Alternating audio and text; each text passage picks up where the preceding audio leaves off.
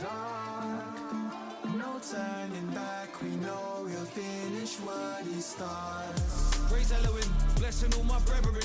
Loved us when we're dead in sin. Sent his son as medicine. Light of the world like Edison. Jesus saves you, let us in. He ain't want us perishing. He forgave us everything. He's the light of the world. That's what I've been trying to tell ya. He's a lamb and a lion as well. Deep down we're frightened of hell, but just follow the light and swallow your pride and don't rely on yourself. Just look at the Christ who put up the price when he supplied himself. See, nobody lights a lamp and puts it underneath the table.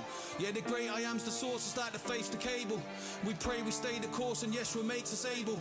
It's been this way before the days of Cain and Abel. Cause he's the seed of the woman who crushed the head of the snake. He's the light that opened up the heavenly gates.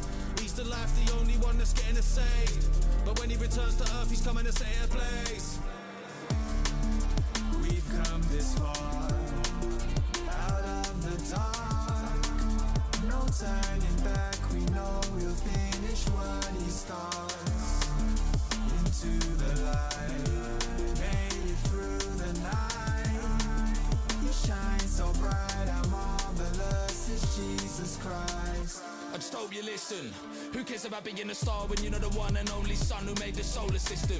He's the reason for your whole existence. And though it's clear to see the light, because we love the dark, we're prone to miss him. So without grace, then the only thing to face is prison. Because we're paid with death, the wages for our days of sinning. But Christ got crucified, he made the payment with his life. The sky went dark, a couple of days went by, his face is bright, it glistens. Yeah, that's right, he's risen. Are you surprised to see the sunrise and the dark go missing? Come on, mate, don't be slipping. Look how it illuminates when you hit the switch in your room at late. If you should wait to see the light, don't be surprised of doom's sure fate. Cause the light always wins. Shone in the dark that was grim, and took my heart full of sin to set a spark of within.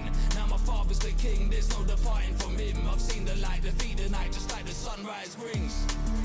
We've come this far, out of the dark, no turning back. We know he'll finish what he starts. Hello. Hey folks, let us know if you speaking in tongues again. Let us know if you can hear us. Gabe and I are just going live tonight, just random chatting, just to pass a little bit of time. The over 2K bracket might actually go live tonight. We will see. I need one more guy and two more ladies to join up, so we'll see how that goes. But other than that, Gabe and I are just going to be talking tonight, just chilling. We may be joined by a second guest. I don't know. We'll see. There is Mr. Zachary. Reposted the stream. Thank you, Zachary. Thank you, Zach. Gabe has obviously responded. Thanks, Zach. And look who it is. Hello, Joyful. Now, I have not seen... I know the men's bracket have ended. The women, I think, might still have a little bit more time, judging by how long it took me to type it out last time, so... I don't know how Joyful's bracket is currently doing. I don't know whether she's winning or not. I hope she is. Let me see if I... No offense to her opponent, I'm just saying. Oh, wait. Okay. No, I have lost mine, I think. It's... Okay, there's still 12 minutes left. There's still 12 minutes left, but it's 45 to 53. That's because I had to reset yours, though, because I was going to say, how can yours still be going whenever like everyone else is finished? Now, in saying that, I haven't actually looked to see who won, so let me go and see who won each bracket. Christ is King won? So, yes, Christ is King won. Congratulations, my friend. Or Mr. Okay, Lockers have won. Yep. Skinny Pie has won. Nice. Ponderer? I feel like Ponderer was like definitely guaranteed to win there. Yeah, like, well, I'm saying that just because Ponderer has a really close, tight niche community in these parts. He does, and it's also like when I do this again next Ponderer, and I know very well like that he's a very popular guy in this community. So. Like, this is the thing, if I do this again in the future, which I probably will, it'll definitely be next year, because, like, believe it or not, it takes a lot more work than, I think people assume. And it's also, sometimes some brackets fill up really quickly, other times some brackets drag out. But, where was I going with that? I had a point to make, and I can't remember what it was. But anyway, biggest won his, Dylan won his, Matthew Green won his because I have no idea how to pronounce his handle name. And Gabe, yours was actually very close. It was. It was very Yeah. close Mm-hmm. indeed. Mr. Storm So and I. Mr. congratulations to Storm, Storm. he Yeah. started playing some games. He was posting. He's like, "You're cooked." I'm like, "Oh yeah, I know, I know." And he sent me a funny That's what I gift. like about it. Like people do get into it in a good way. So Yeah. now let me go. I did not realize. So obviously, Joyful said she has won hers. Congrats! Awesome. I can't speak tonight. Congratulations. I can't Congrats, do it now sister. too. Zach's like I got weaponed. This is true. This is true. But also Zach did really well. Like his was winning pretty much all night. Like my night. Well, no, wait, my morning. You guys' night. Yeah. Um. So for the ladies, Crusade Mum, she won hers. Christy Awesome. beat out Tony. Spazzy is real. Beat out Molly. Night Sky Showers beat Magnificat. Congrats, Night Sky. Ashley beat Daisy. Now, shout out to Daisy though. Daisy had much smaller account. And this is I know now where I was going with this earlier. Let me finish the brackets and then I'll come back to it. Joyful won hers, as we know. Congrats to Tina. Well done, Tina. You won yours. And Tiffany won hers, and Tiffany was actually up against one of my very good friends. But I honestly hope, out of all of you that took part, you enjoyed it. You had good fun. And yeah, I hope you've met many new mutuals. Obviously, it will now continue into the next round, but the way I run this is I normally let a couple of days pass just so people don't get fatigued. Mm-hmm. The other thing is, yes, this is what I was trying to say originally. Zach's cheering for Tina here. Nice. This is what I was trying to say earlier is the over 2K and under 2K bracket is so it's nebulous in a little ways because obviously you've got people that signed up, that maybe had 100 odd followers, and then you've got someone that might be 1,999. People knew this going in, so that's why I think it's great that some of them went on ahead with it anyway, and fair play to them. Mm-hmm. But so many people have asked, like, can you not break it down into more, fair brackets? And I wish I could. If I have more help in the future, sure, I could do that. But you'll be having multiple brackets upon multiple brackets because you might need an under 200k or 200k jikers under 200 follows is what I meant.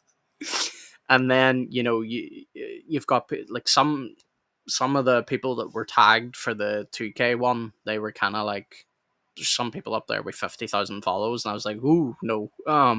We had that issue last year, so. But anyway, congrats to all the winners. Indeed. Congrats, and, guys. Yeah.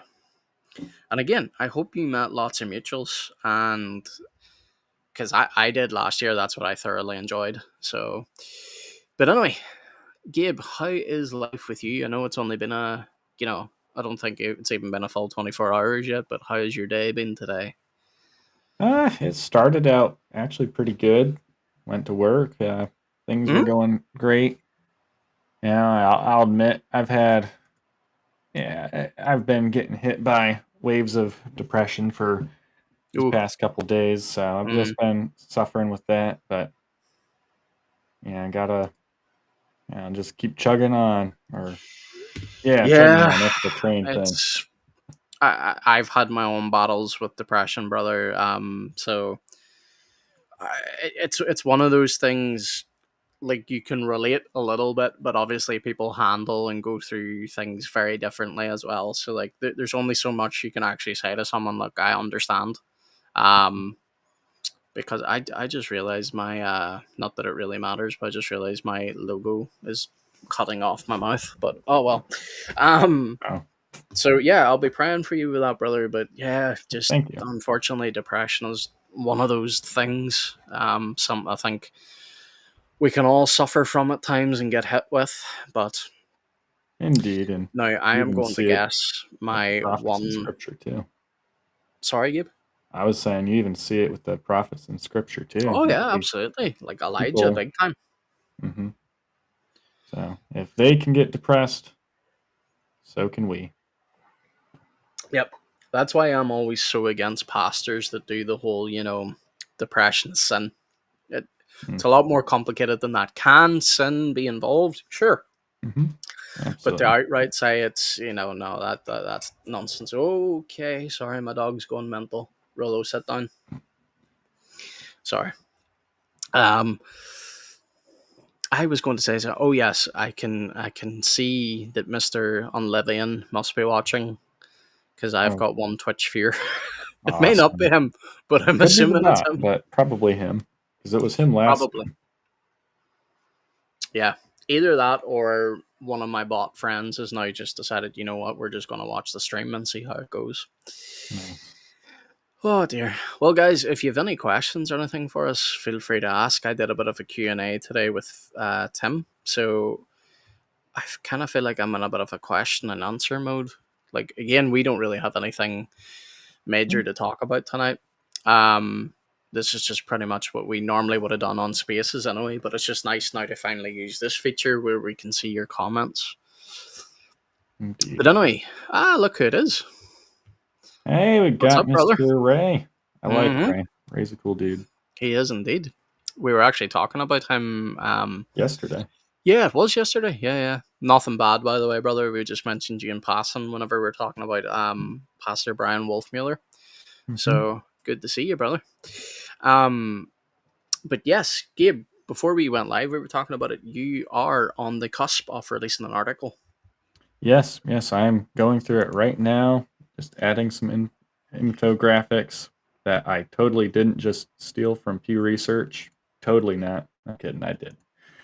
And just doing all the interlinking and everything so that all my articles are all interlinked between each other, and that way everything's nice and connected. But yeah. So if you hear the keyboard in the background, I apologize in advance. No, work away. Oh, look who it is. The Surprise. chat, I don't think the chat updated for me yet. Oh, no, it was not the chat. Oh, okay. Sorry, I just realized. Decided to join us. Well, I just realized I brought Zach up and was like, "Oh, look who's joined us," and I realized I hadn't actually put him on screen yet, like a idiot that I was. So It's all good. Got Mr. Zach now. Yeah, and my beautiful sick voice. Well, we can still understand you, and that's what's important, right? I mean, I like to think that I sound better because my voice is deeper, so maybe it's even more attractive, and there's ladies out there. Maybe. there you go. So now we know why Zach's on. Zach's on the hunt for a missus. Indeed. Yeah. Yeah, I completely flopped with trying to find a missus today. There was this girl. I went to a little restaurant on my lunch break. Because I packed literally just yogurt for lunch. I was like, this will be enough. It was not enough. I was still hungry afterwards. So I went over to a little shop to pick up something small. And I go over there, and there's this pretty girl there. And, I didn't think much of it. But looking back, I should have definitely asked her for her phone number. She was very pretty. Mm-hmm. Oh, But so wait, you didn't ask?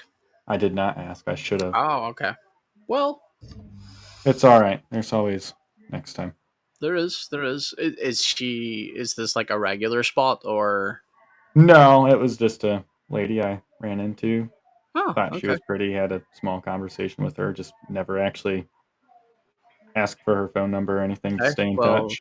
So you see, the good thing now though, but is you have this in your mind, so now you can be like next time. yep.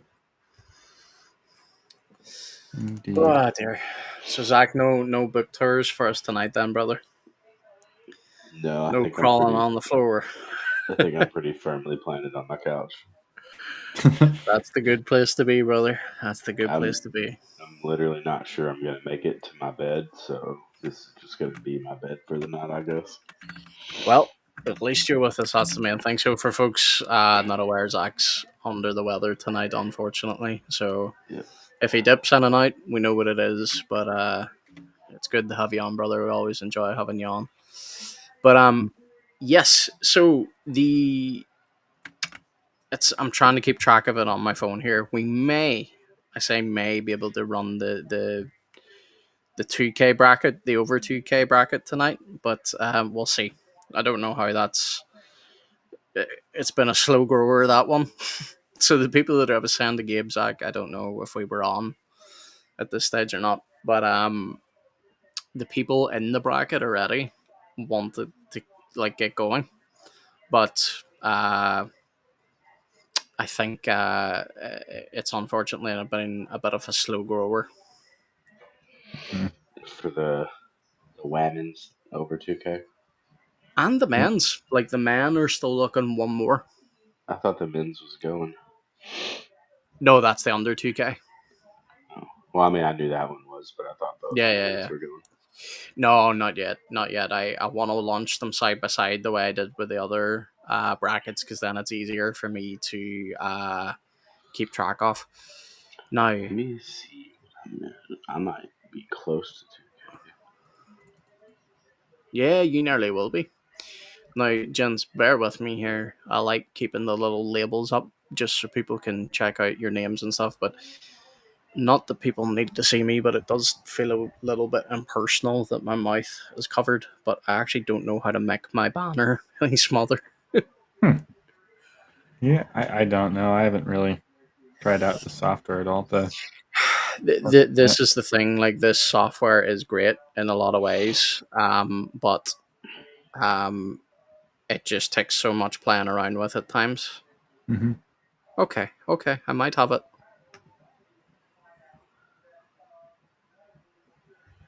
Um, Looks a little bit smaller. oh, I know. haven't applied it yet. Okay, well then I just looked away and then looked back and just mentally made it smaller in my own head. Yeah, I I was guess. gonna say that's the, what do you call it? The placebo effect, technically. Yeah, that's a placebo effect. You usually hear that with like medicine and stuff, but You do, but it can be applied to other things. Like, so, again, I know this is going back to medicinal, but I am one of those people. Praise the Lord. You could feed me a Smartie and tell me you just give me an antibiotic, and if I'm sick, I will mentally believe I'm starting to get better. nice. I'd take Well, that's that right good. about now. Would you say, Zach? I said I'd take that right about now. What, just the Smartie or the antibiotic? Just the Smartie. Yeah, well, Smartie. Oh, hang on. No, wait. I just realized something. You guys don't have proper Smarties. I've Yes, had we this Probably do. not. debate. I've had this debate with Americans and X. What you guys consider a Smartie is not what we call Smarties. Okay, All what right, do you what do guys you? call Smarties? Yeah. Right. Let me see if I can get a picture. All right. Very So ours is like a intrigued. little tart kind of candy. Yeah, we do have a little tart kind of candy that is considered Smarties. And it says original on the package, just so you know. So it means it's the actual Smartie. Now,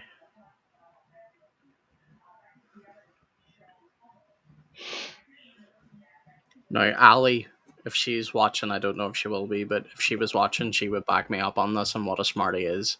Because last time she did. I feel like I vaguely remember this. Yeah. I don't. So Then this is y'all new were to me. wrong. So, hang on. Let me be very careful here because I may end up showing information I don't want to show. Let me just crop a few. I'm going to take a screenshot and crop a few things out. Oops. Oops. Do, Oh. do, do. Also, if someone wouldn't mind sending just any comment, it could just literally be a letter, could you please do that? Because unfortunately, I think the Yeah. comments have froze on the timer again. I don't think so. Well, for me, it's showing Ray's Yeah, there we go. comment at 24 seconds. There we go. Oh, okay. For me, I think it just requires a message to update it. That's what I mean, but Yeah. sometimes it's more just I'm kind of then wondering, like, has it frozen completely? Because, no, I noticed again the background's froze again, Gabe. Oh, has it? It has indeed. I just looked on the YouTube and I see that Still going Mr. for me. Bob has said hi. Well, I would vote for him, Joyful, Things even though I ended. can't. But yeah, it's also ended. Yeah. Ray's also testing for us. Thank you very much, brother. Now, let me see if I can do this without revealing information about myself.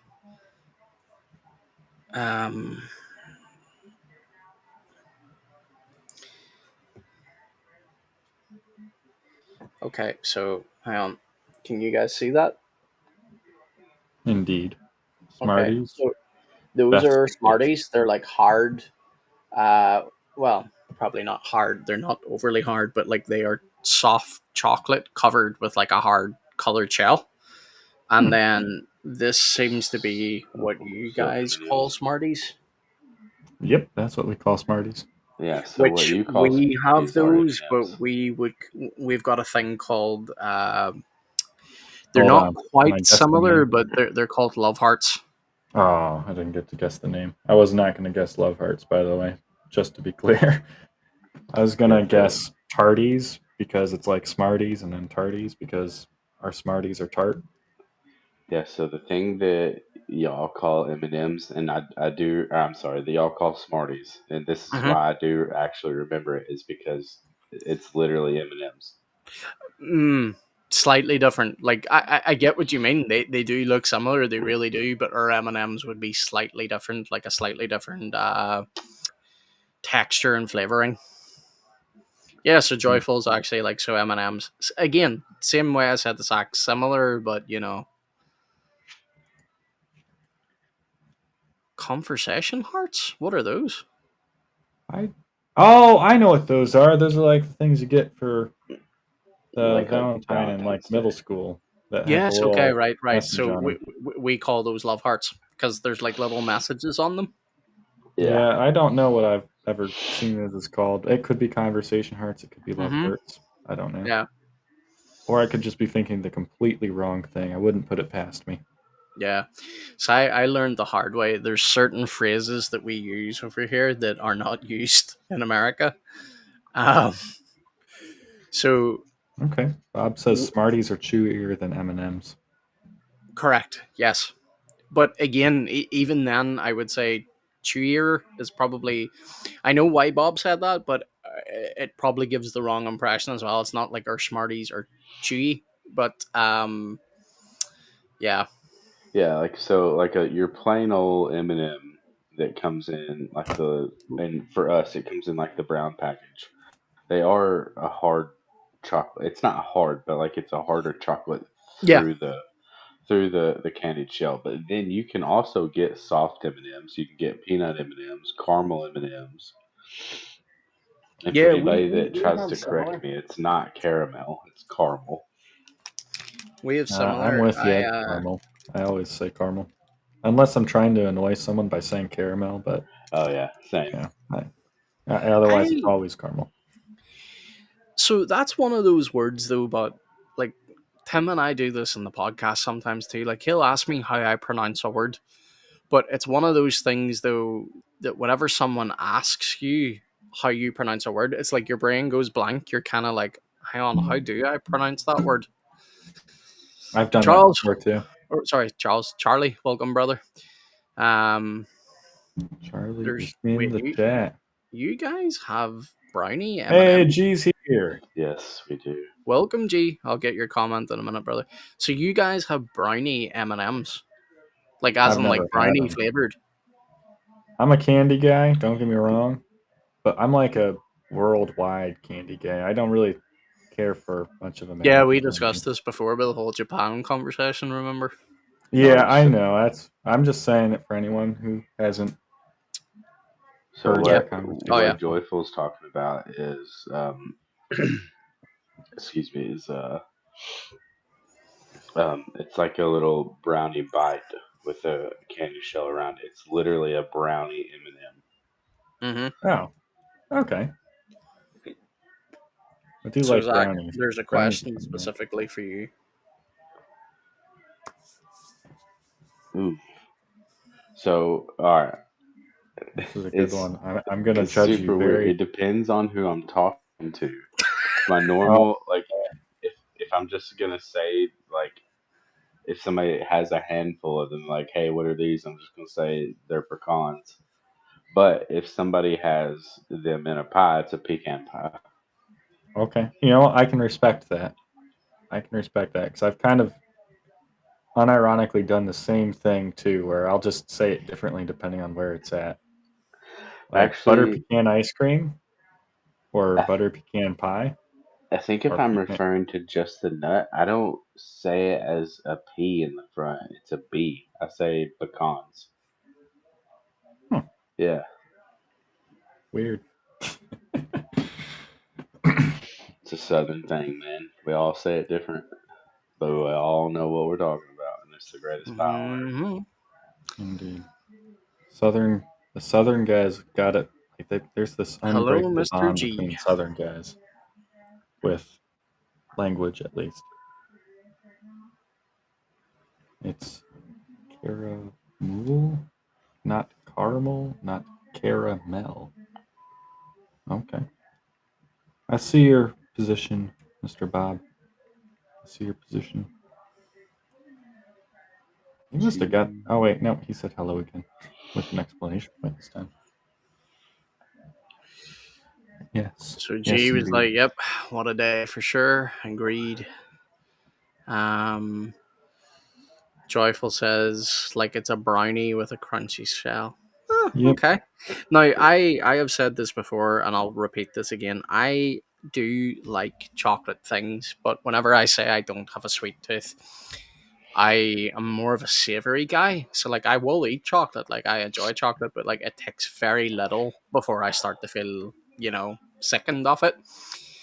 So brownies are one of those things like I will take one bite off it and be like, oh, that was way, way, way too much. So the idea of like having a bag full of like brownie flavored M&Ms, I don't know.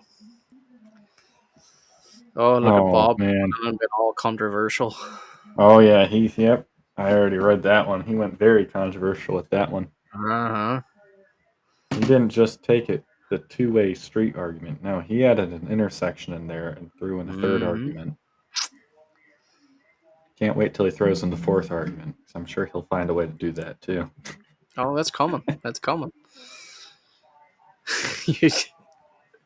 I know this is just a typo, but I now really want Keith to rename himself to Keith Folksky. Like if he starts singing in the folk style of music, that would be a really good one. It would be a really good pun on his name. Tell him I Yeah. found the new online Anon persona for him. Yeah. So, G, you did well, brother. You really did. The OK Lockers they're really good dudes. Sometimes I think people think they're maybe being serious when they're not. They're just pretty banterous. So, hopefully, everybody realizes it's all chill. Indeed. But yeah, going back to what we were saying originally, I think I say like again, this is where my brain goes to mush on me. I think I would probably say caramel. Oh man, Well, you'd be wrong. you'd be wrong unless I'm trying to annoy you, So what do which you I would guys say say again? Caramel, caramel. Caramel. Mhm. like Caramel. CAR, like a car, and then No, mole, no, I get MULL. what you're saying, but I'm just trying to be like caramel. No, that sounds Yeah, weird to me. but look at how it's spelled: CARMEL. I think. We don't tend to look at how things are spelled. We just tend to say things. Yeah, and that's where you go wrong. Is there another A in there? I'm not sure. I don't know what I look like. I A don't know how to mathematician. spell it because I speak Southern. I don't speak English. It's CARAMEL.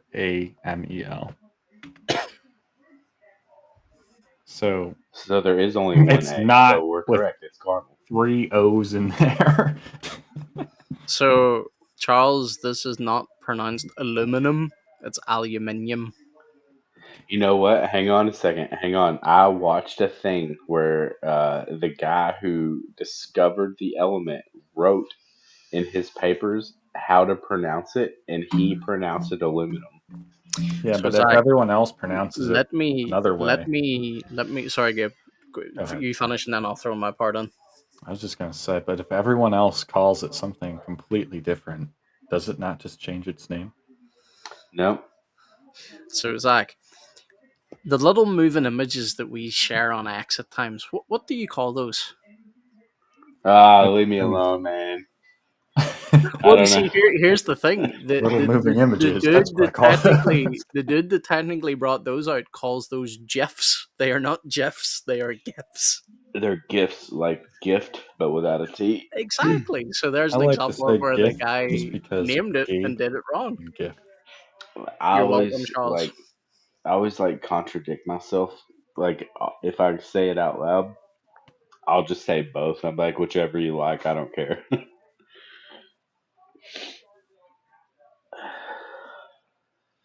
Mean. Also, sorry if everybody keeps seeing me like mute and then just cut my Yeah, ears. that's Just fine. know that You're sick, brother. You're Chill. good. yeah, I'm just trying to not die and blow your ears up.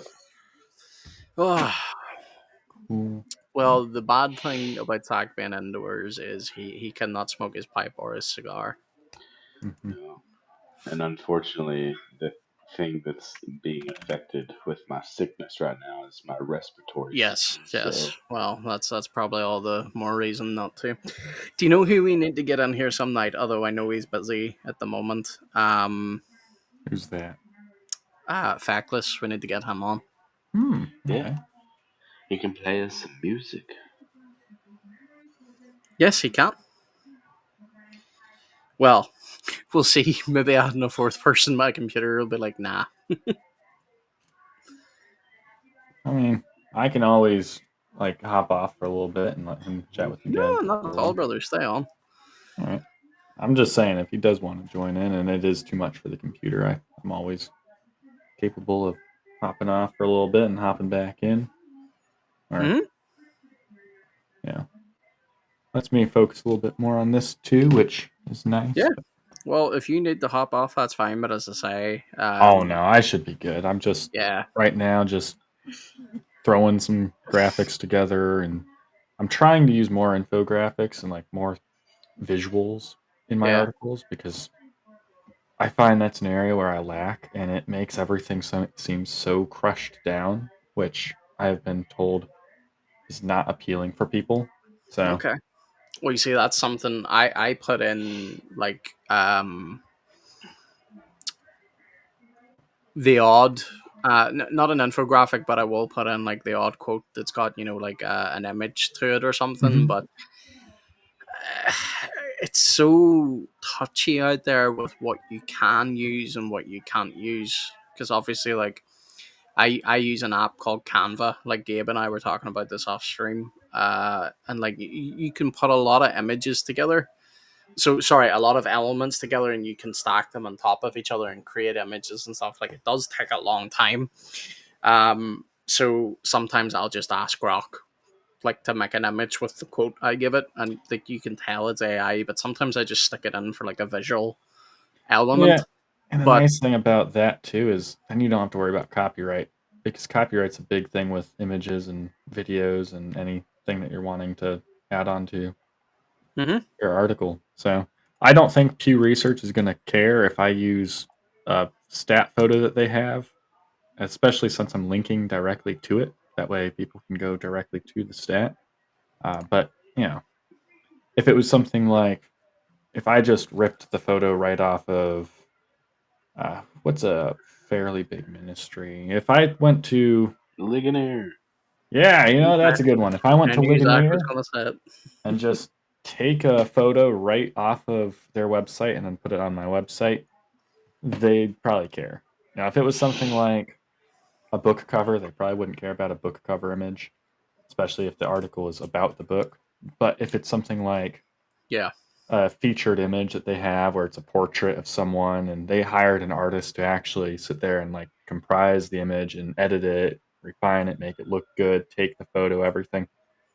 Obviously, they don't want you just using that everywhere. So Yeah. you have Well, to. as I say, it's one of those things. Like, you rightly point out. Like, if I did take an image of someone else, like they probably. Whoa, was that Gabe or? Sorry, that was my pet bird. Oh, that's okay. I was like, did Yeah. I do something or? No. Yeah, they probably wouldn't even notice. But what I mean is, like, it's so weird what you can and can't use. But again, Tim reminded me today that I can actually use the Berean Standard Bible completely copyright free because Mhm. I've primarily been using the King James. And Yep. while I like the King James, I've had a few comments of people been like, "Can you use a different translation, please?" And I'm like, "Ugh." Yeah, the Berean Oh, standard. That's there why he I like is. it a lot. How are you, brother? Got Mr. Isaiah Lafone in Mm-hmm. the Good chat. to see you, brother. Howdy, Isaiah. Howdy. I'll be in touch with you at the end of the week, brother. Like I said, so I'll get back to you on that. But good to see you here. Um, but yeah, I can't remember what I was going to say originally. What were we? Oh yeah, the We whole talked about articles thing. images and Yeah, yeah, yeah. articles, images, and all that stuff. But we were talking specifically though about you said you are starting to add more infographics and stuff. Yeah, I want to add more infographics just because I've been told that it helps space things out, makes things a little bit nice, and it Hmm. makes it not seem as crushed for people, where they can sit down and read it, and it's reading it in kind of chunks. Yeah. I guess I should have figured this, like literally just going to the Pew Research Center's website. I'm scrolling down, I'm on religious identity, and they've got a paragraph, and then they've got like 3 paragraphs that are squished a little bit next to some images. Yeah. But it doesn't feel squished because you have the images there that help kind of draw your eyes and keep your eyes moving with the Hmm. article. Let's see, go through Well, their stats. they And do they do say though, but like the more like obviously like we've talked about this before, Gabe. Like articles aren't to everybody's. Mhm. Uh, they don't appeal to everyone. I think better through articles. Like I can take my time, type out my thoughts better. Because sometimes like my mouth just runs away with me. So like I'll end up saying something I shouldn't have or didn't mean to, or So Mhm. I prefer articles because it gives me more time to think. Um, but I know not everyone enjoys reading articles. That's why I do like Substack because it's got an audio feature. It's sometimes hit or miss. It's a little bit broken, but like the majority of times, it will actually read the article out to people, which is nice. Mhm. But the thing that I find most fascinating about it is I try to also read other people's articles on Substack. Like I don't spend as much time over there as I should, but I found a few people recently that I'm like, okay, you write really good articles. So I've started reading theirs. And sure enough, like if it's a big long wall of text, Like, it does I don't want it to does read that. start putting you off very quickly Mhm. to the point where, and again, I think it's because our eyes are so fed with media everywhere that you just because I've Come noticed numb I to it. am someone I consider myself like quite a ferocious reader, but I have Mhm. noticed recently even my attention span for reading books is dramatically decreasing. So I need to get my eyes off of like social media for a while and get back into reading because I love Yeah. reading and it's not something I want to see diminish. I intentionally make my phone screen into a monochrome phone screen so that it basically just prevents me from. It removes so much of the addictive properties of your cell phone because I don't even think it's necessarily social media, though I do think social media is a massive part of the problem. Mm-hmm. I think it's just cell phones altogether. Everything is super colorful. It's all saturated and it's vibrant, and it's why when you're sitting in a room, the room is like everyone paints their houses. At least here in the states, everyone paints their houses beige. It's beige everywhere. Now, I Mm-hmm. will say, my bedrooms in my house are way different than beige, and my kitchen is awesome. It's beige, but it's got a nice rusty color along the bottom trim. It's wonderful looking.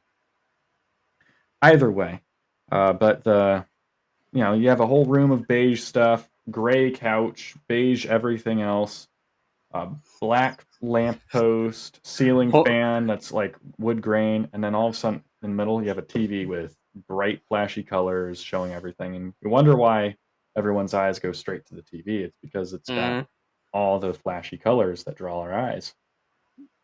So Yep, that's I it. think Bang on. I was just laughing though, but because like I can see Zach here in the background. I'm like, hang on, what color is Zach's walls? What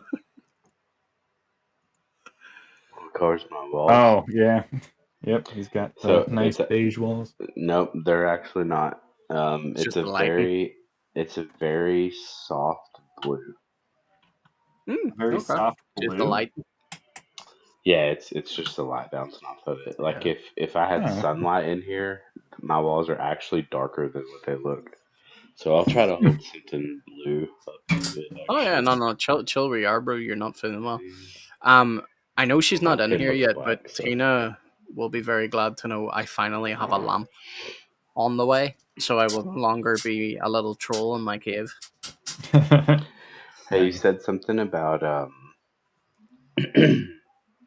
excuse me, about me showing off my books earlier. I can show you my book haul from today that I don't remember buying these, but they're in my mailbox whenever I got them. Do you want us to put you up full screen, or? It's just 4. Well, hold on. Let us put you up full screen though, but so we can see.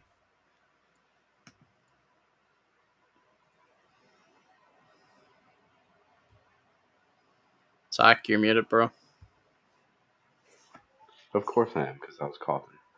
The Honor of God by Grant Castleberry.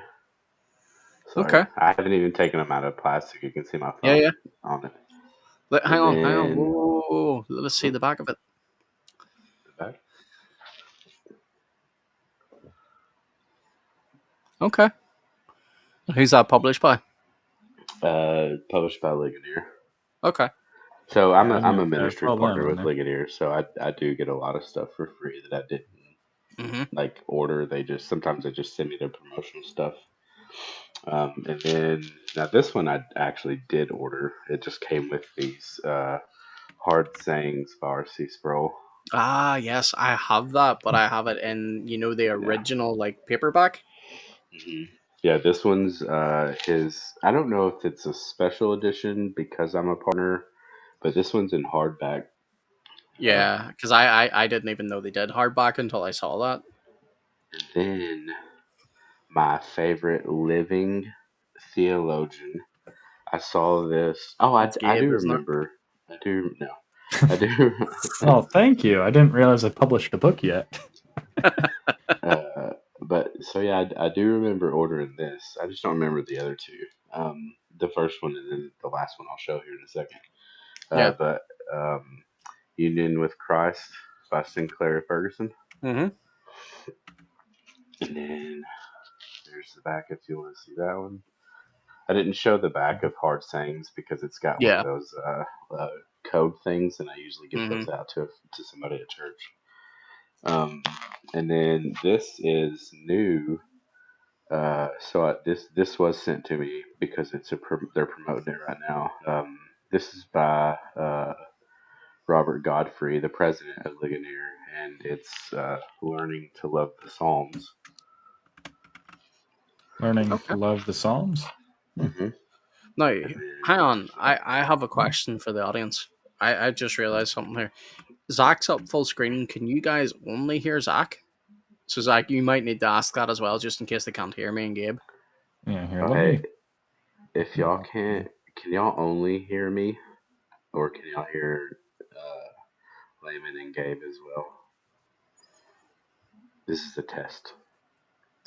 No, I was able to hear myself for a second there. Okay, well that's good. That's good, just in case it didn't. Joyful says she can hear us. Nice. Yeah, so that's my book haul for today. So let me just address this quickly.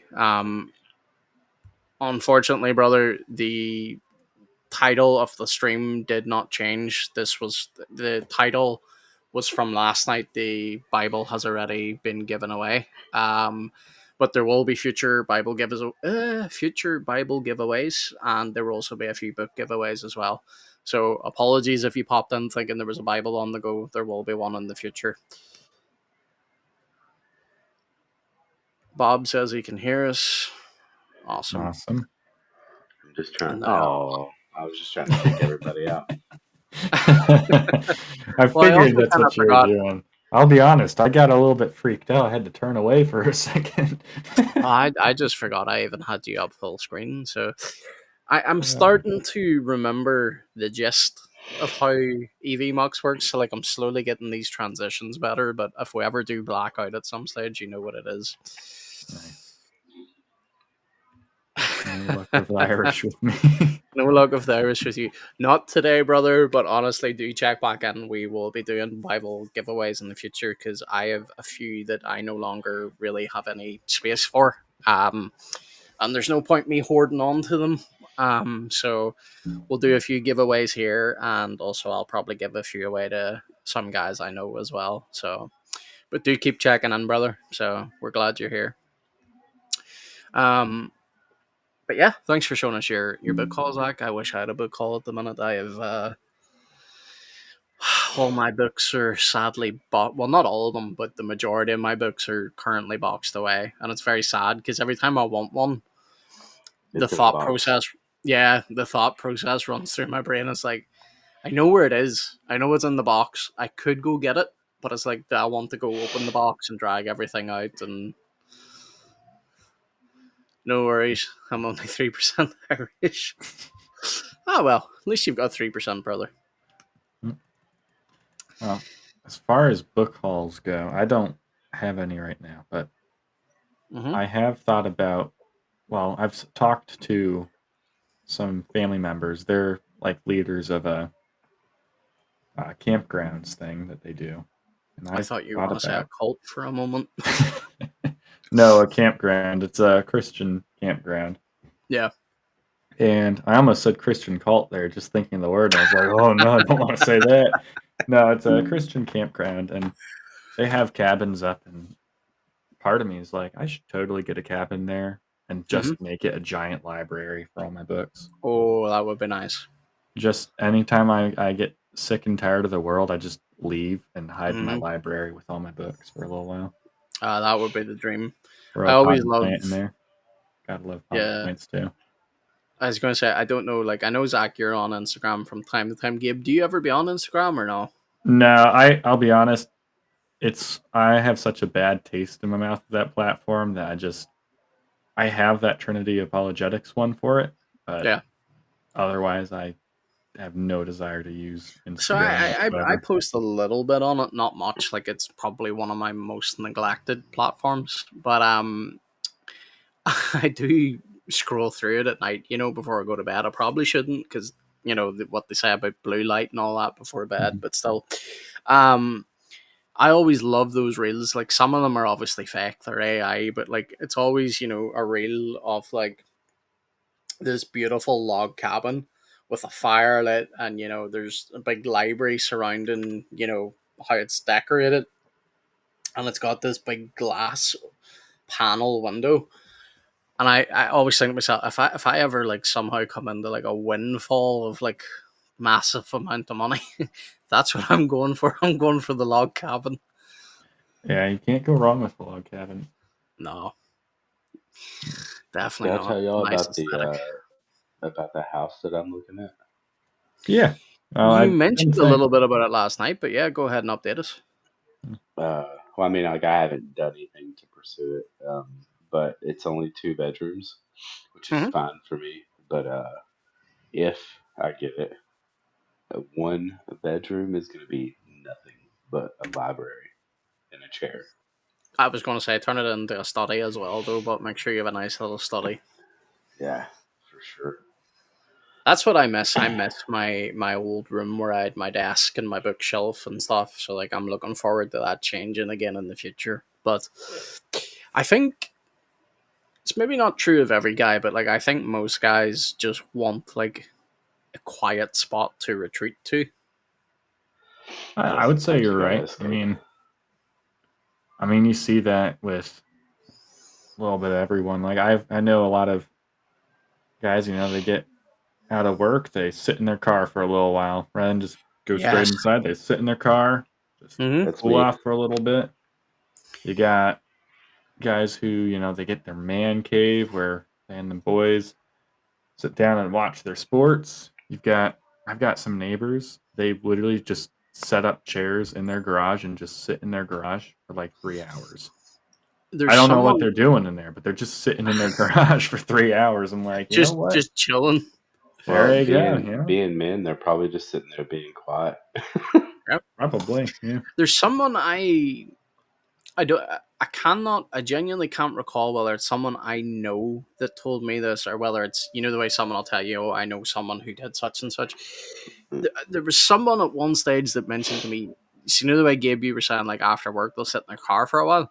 There's Mhm. someone I know now who it was. It was the old owner of, well, technically, well, no, he wouldn't still be the owner because that would make no sense. Anyway, the old organization I used to work for, or volunteer for, I should say, Exodus. He used to, whenever before he owned Exodus and all that type of thing, like he owns a big um frozen food distribution place. I should say he did own. He's now in glory. Anyway, I'm rambling. He used to apparently sit in his car like every morning, like 45 minutes before going into work, and just, yeah, that was his alone time, and it was just, yep, don't disturb him. He had his Bible with him. That was it. Mm.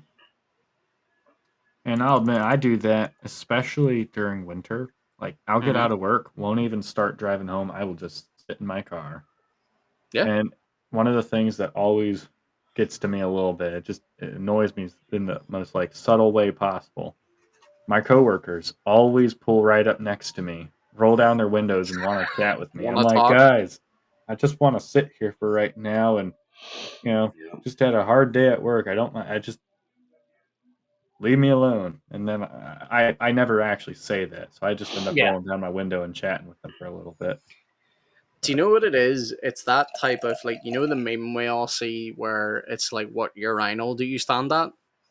There's just certain things that it should be, don't disturb me right now. Do you know what I mean? So like, Yeah, I yeah. think because it's not as universal of a thing. I don't think that Oh yeah. people No, just pick up definitely. on it. It's not one to one, but what I mean is, like, if you're there, you're pulled up, and someone's like, "Oh, let me pull down my window and talk to you." It's like, ugh, I'd rather you didn't. Yeah, By the way, if like anybody needs a translation of what he just said, he said urinal. yeah.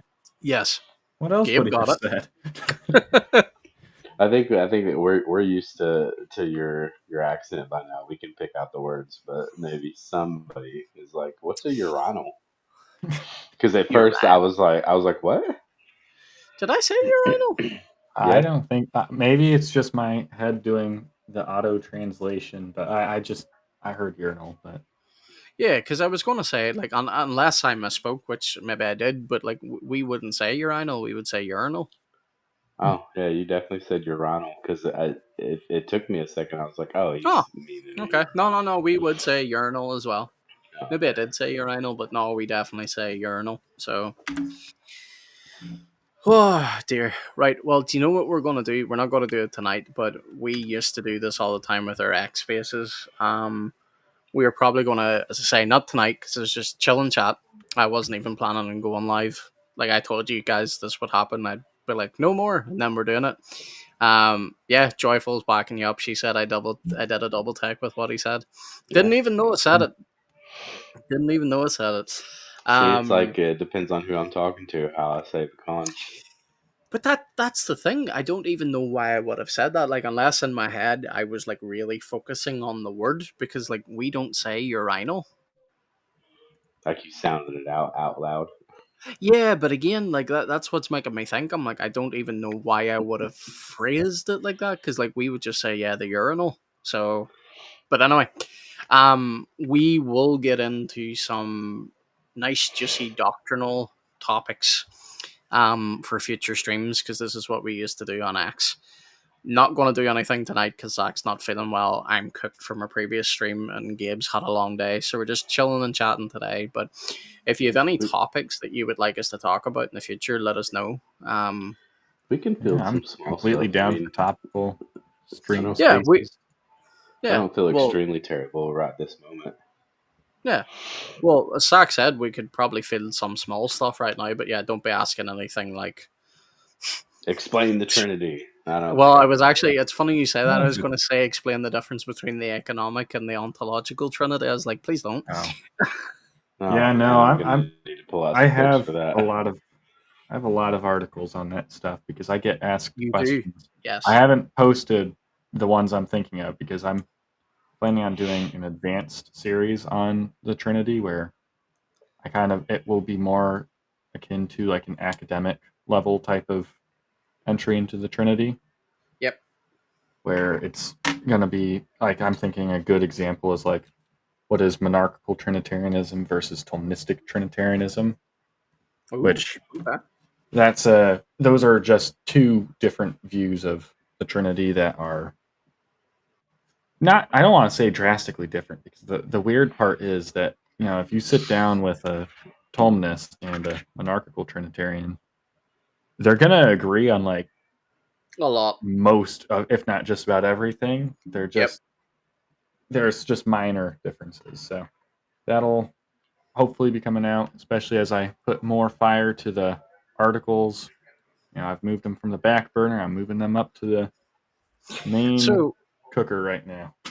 Let me ask you this, Gabe. We'll not go this direction because I don't think anybody's prepared off the top of their head tonight for this. Mm-hmm. But like, Bob's got a question here too, but I'll put these up as well. Sorry, I'll put your question up in a second, Bob. My brain's cooked. So on the monarchical view of the Trinity, Gabe, like, do you? Because I was asked this question recently, like, do you see where they're coming from, even if you don't hold to it yourself? Yeah, I can see where they're coming from. So do I, and that seems to unsettle a lot of people because they then think, oh, like, are you going to subscribe to that model? And I'm like, no, because I don't personally.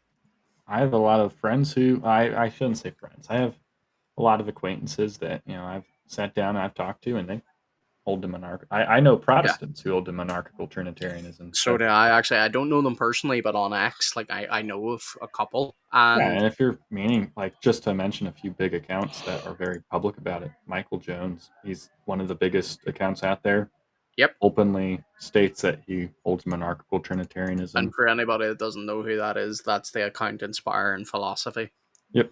So massive Christian apologetics account, really good resource. I really love his stuff too. Yeah. But yeah, no, he holds to a lot of different views than what like a confessional Protestant might hold to. But well, I think that's why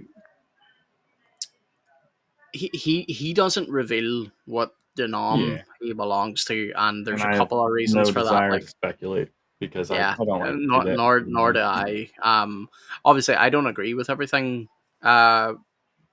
Like, I don't even need to say that. Everybody knows you're not going to agree with everyone completely. But what I mean is, like, there'd be a few bigger things that I would look at, and like, he would run rings around me intellectually. So like, oh yeah, I wouldn't even stand much of a chance. But there's a few things where I would disagree with him on, where I'm like, okay, I think that topic is slightly more serious than you say it is, because he would be a bit more, ecumenical in the sense that, say, for example, I can't even think of anything off the top of my head, but he said Smarties, and that's not essential to salvation or whatever. And I was like, well, I don't know. I think it might bear, some. Hopefully, obviously, people can tell I'm not actually saying Smarties, but yeah, I get what you're saying. I mean, I've seen that with. I don't know. He also believes in purgatory, which I think that. I can actually, believe it or not, I can actually see where Catholics come from with the purgatory view. And obviously, you don't have to be Catholic. Like C.S. Lewis wasn't Catholic, and he held to he was an Anglican, pretty much. So it's one of those things where I can actually fully understand and see where Catholics come from when they're looking at purgatory. I'll be honest, personally, I don't think it's like just the most straightforward. Like, I don't think that you're going to sit down and read the scriptures, or even, well, I can't really say on the church fathers, just because the church fathers are a little bit sporadic, especially on how they view, our transition into heaven per se. Yeah. Well, I obviously would disagree with purgatory, but whenever they present their arguments, can I understand where they're coming from? Yes. Do I agree with them? Absolutely not. But before we go back on to some of that, Bob asked us, are there going to be spaces again, or are you just planning on doing these now? These now, you may have said, but I missed it. We did say, Bob, but yeah, to be fair, you might have missed it. Primarily, we're probably, well, no, let me rephrase this. I am going to be sticking to this format because I prefer seeing the comments come in live and we can address you guys live, because we didn't have that feature with X. Zach is kind of making up his mind. He may do both or a mix. Gabe's potentially thinking about doing streams and spaces. But you'll probably find all three of us on here. Vincent, I'm sure, will be joining us again as well at some stage. But also, we will in the future be able to bring people up as guests as well. So we'll be able to have a panel up. So if you ever do want to come in and talk, you can. So Tina's here. Tina is back. She's back from church. Tina, congratulations. I believe you won the first round. You've moved on to round 2. So congratulations.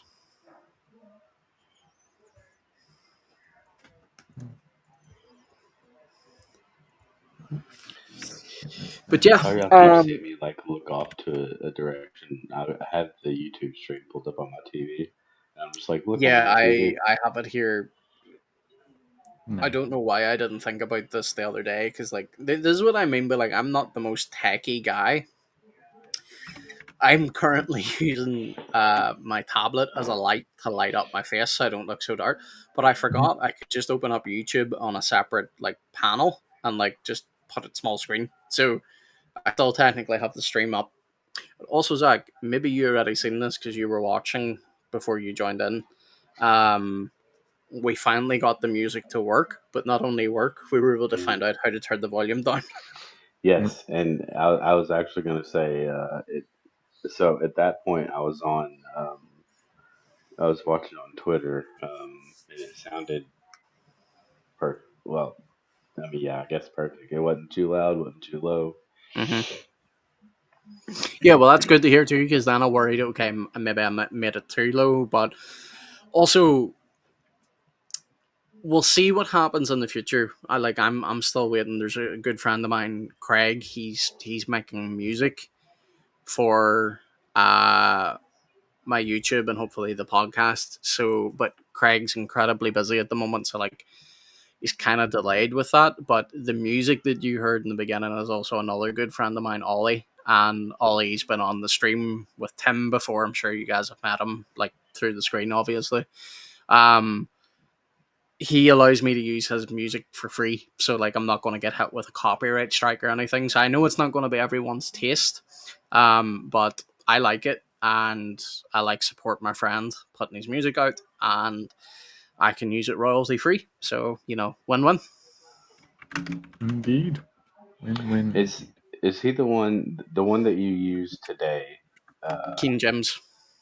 He's the one that you and Tim interviewed, correct? Yep, King Gems. Yeah. Okay, that's what I thought. He's been on Tim's channel twice. The more recent one obviously was recent. He was on maybe 2-3 years ago with Tim as well and me. So Okay. hopefully he'll be on a couple more times. Ollie is a street evangelist primarily. But like he's big into making music. Great guy. Yeah, I was really interested in whenever he was talking about what they do throughout the Greater London area and all that stuff.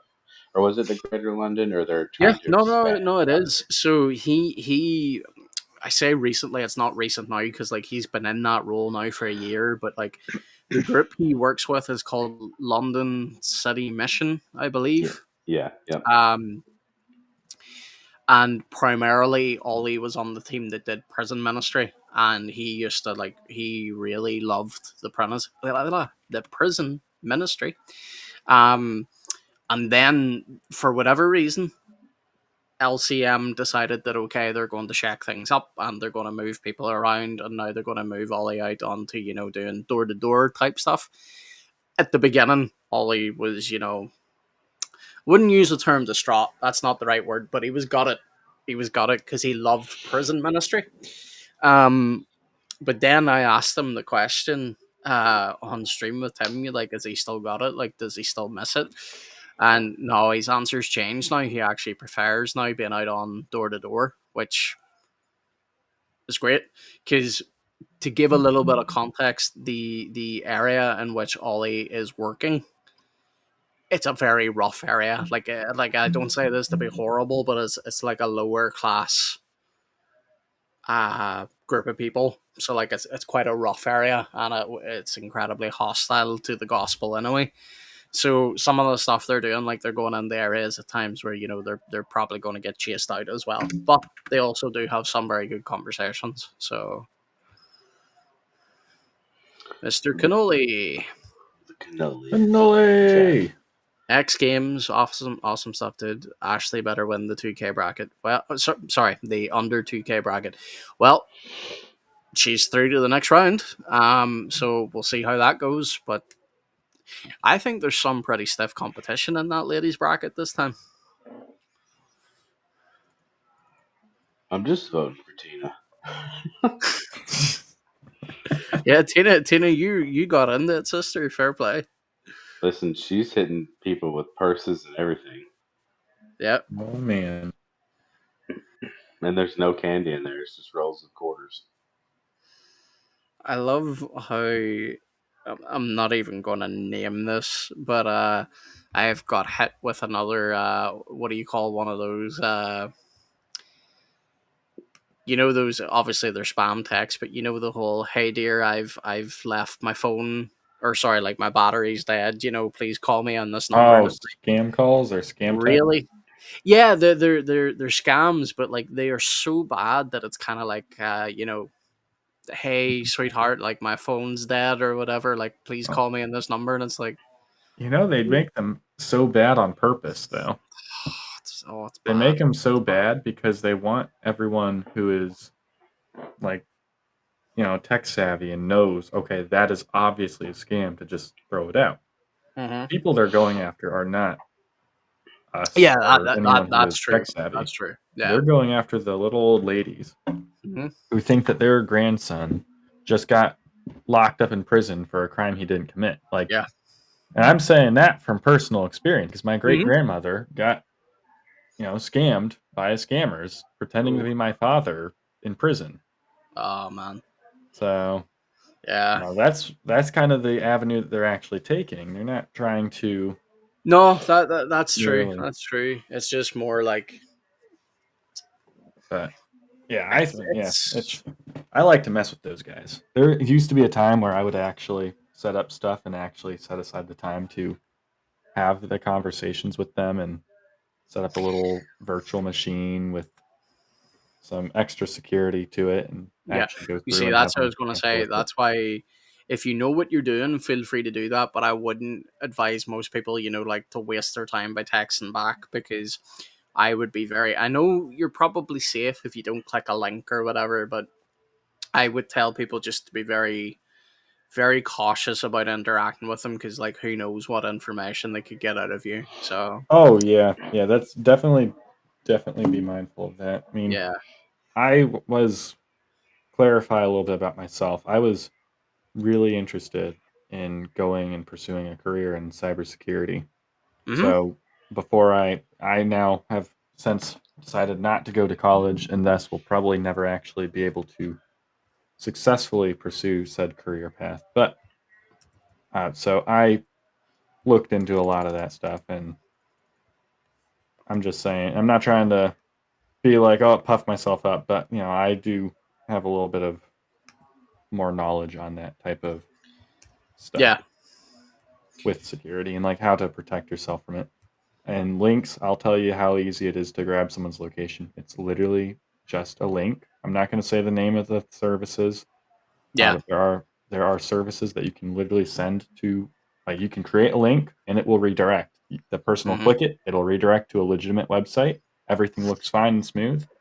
They just grabbed your phone type, your general location, and any extra information that your browser stores on it. And those tools are extremely easy to use and extremely easy to work with. And a lot of those tools are not even used maliciously. They're used by, like, you click a YouTube link. A lot of those shortened YouTube links, they do that same thing. Just, in a lot of the cases, those YouTubers don't actually see that data, but every company out there is grabbing all your data like crazy, and those services just provide that data to whoever is using that. There's a couple Links, of YouTube channels. Sorry? I was just saying, links, always be careful with links. Only links you trust. There's some great YouTube channels out there, though, but that really do mess with the hackers. So, like, one of them's Kit Boga. The other one is, like, Jim Browning, dude from Northern Ireland. So, you know.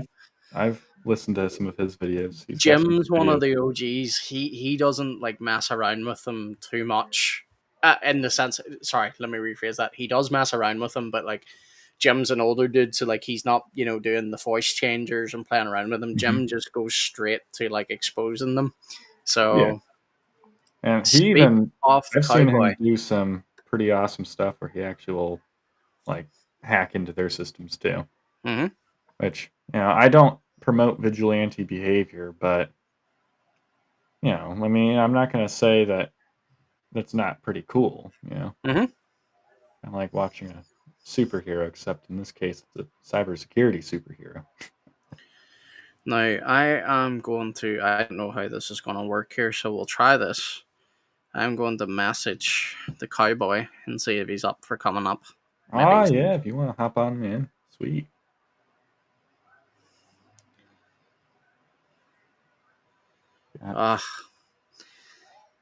This is the really annoying thing, because Factless has recently, I don't know what he's done. Like, I think you've reset your account, brother, or it's a new account. But see, trying to find your handle at the minute, it's a nightmare. You just gotta type in the little cowboy hat. Mr. Factless Cowboy, are you from the South? Cowboy, I just assume you're from the United States. I'm gonna be blunt. Oh yeah, he's Cowboy, I also tend to assume from the South, but it doesn't have to be the South.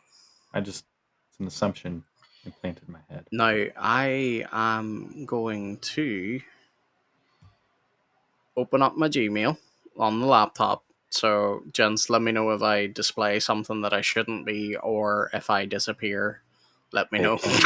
Can you put your credit card info up? No. Okay. Am I still here? Yeah, you're still here. No. Okay. Now, what's up on the screen? Still just you guys? Just us. And well, your face is up too, but I just don't want to display anything to the world, especially if I'm sending this to Mr. Cowboy. Why would you get emails from them? That's weird, dude. You don't do email? I don't even know what you just said to me. Factless, check your DMs. X, obviously. Maybe you're not on at the minute, I don't know. Yeah, so I noticed there earlier, whenever I typed a reply to Cannoli, I didn't mean to say against the L. I did clarify and say against the lockers.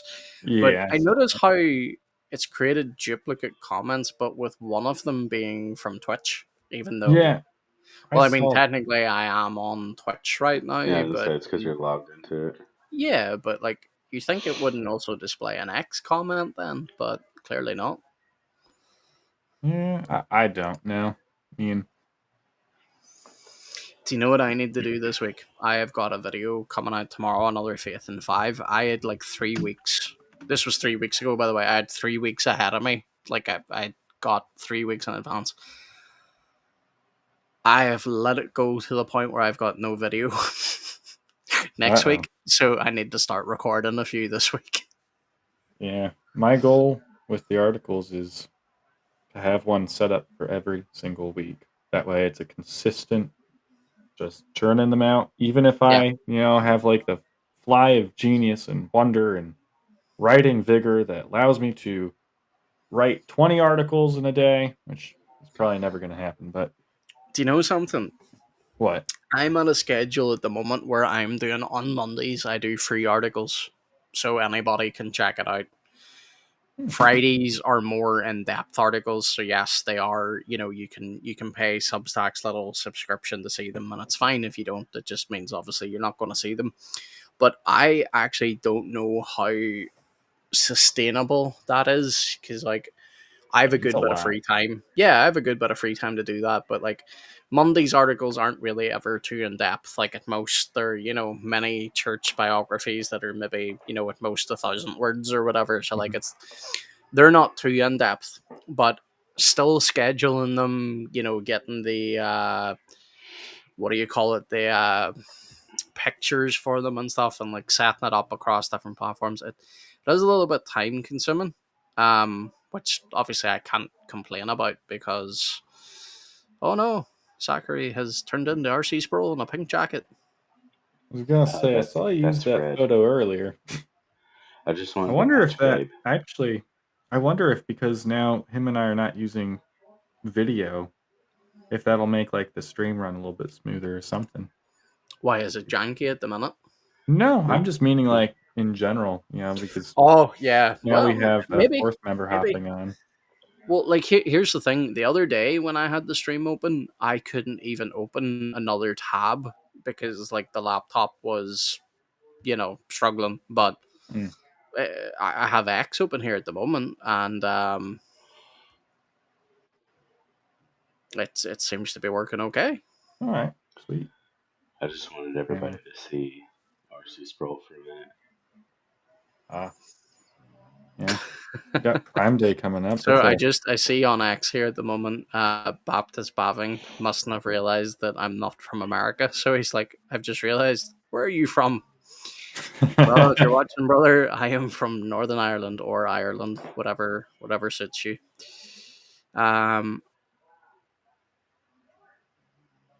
Yeah. Oh, has Sack popped off stream at the moment? No, he's right there for me. Oh, okay. Sorry, I'm just. It's showing a preview from someone who's quote tweeted the stream. Matthew Green says it turns out that apologist Layman is unable to say my handle. Yes, that is true. I am unable to say your handle. Yeah, I just saw that pop up on my feed too. Yeah, I love him. What a I'm good not even going to attempt to know how to say it because it says yours is struggling tonight, Tina. What do you mean your stream or? Yeah, she put that up whenever you were talking about the stream. I was gonna Oh, say to it seems to be her running if smooth in X for me. so it actually for me I don't even my iPad's over there now, but it paused and then like jumped forward and then it was stuttering, so I just closed it. Well, I think that's maybe more on X's side then, because like Yeah, I'm looking at it at the minute and it's running smoothly enough. yeah. Yeah, I've So I was been gonna tell watching it on Tina X. And, if you I mean, could if you wanted it to not struggle, YouTube is running fine. I have it up on my TV right now and it's running smooth. So what did you say, sorry, Zach? just because I'm not using internet. I'm just using 4G on my phone. Okay. Yeah, Oh, that's why. that'll make it lag a little bit, Tina. Plus, it's gonna lag a bit anyway because it's a stream of a stream. So, but as Well, long as you can hear it, X also doesn't like 4G, their 5G thing. I mean, it's compatible still, but yeah. 5G runs the world. Mm-hmm. Until 6G comes. I don't think they can they? I don't know, brother. No clue. All I know is Japan apparently has invented a invented's probably not the right word, but they have achieved apparently I think they call it a petabyte. But apparently it can download all of Netflix within a second. Wow. Wow. Yeah. I mean, that stuff's Yep. been, I don't want to say possible, but that stuff has not been unfounded. It's one of those things where, like, you used to be able to pay to use Google's supercomputers, and by supercomputers, I mean literally an entire data center. Yeah. And it would charge you like $200 like a minute or something like that. An absolute absurd price. But it would give Yeah. you like access to thousands of computers to use at once, and you could download and do massive data transfer with that. But Well, that's this is probably what. different than what you're talking about. Yeah. No. By the way, I don't have any what's the word? I don't have any sources to pull up right now. This is just something I saw. I don't know how true it is. But yeah, apparently their claim is Japan can download all of Netflix's stuff within a second. So that's wild speed. Yeah, that is wild speed. And that's coming from me, a guy who looks at internet speeds all the time. Yeah. I always like to look at what different hosting providers are offering, and Yeah. I host a lot of websites, so I like to keep up with that. Mm-hmm. And it's one of Yeah. those Speaking things of where websites, you did my website for me, so thank you. I did indeed. Yeah, it's just a matter of that's like that a petabyte a second is absolutely insane now. It like that's overkill if like that is just absolute overkill, at least for right now. Maybe in 20 years it might not be, when you're having more data transfer than we're having Yeah. currently, but like now imagine using that right now for the stream. Like there would be zero buffering issues at all. Like yeah. Well, there probably would be for everyone else's devices, because it falls down to the device. And right Yeah. now the entire internet would not be able to handle that, because right now the entire internet generally can run at about, at most, maybe 500 to 1,000 megabytes per second. Obviously, if you're doing like internal transfers, you can do way more than that.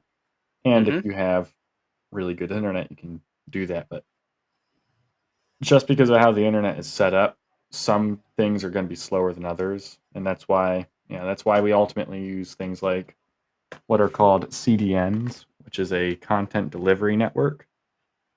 But what the CDN does is it basically will take the file from the origin server, or where you have the file hosted, and it will duplicate that on multiple servers out and about. And what happens is, when you then go to that website, it'll pull the nearest server to use, or the server that you have the strongest ping with, or the smallest ping with. It'll pull the image from there instead of pulling it from the origin server. So that's a way of going around it. If everything could just handle insane speeds, we wouldn't even need to worry about that. Yeah. But sorry, I'm just replying to a few folks on X here, because I realized people are watching but are commenting instead of like you can go in the live chat on X. There is a live chat. So yeah, I saw Isaiah did one of those. He pinged me. I was like, I think they're commenting on the post instead of they are. That's what I'm saying. I just want to reply to a few people, because like they're clearly watching, because like they're keeping up with what we're saying, but they're making individual posts. And just to let you guys know, you don't have to. If you click into the actual live stream, there will pop up a live chat. So indeed.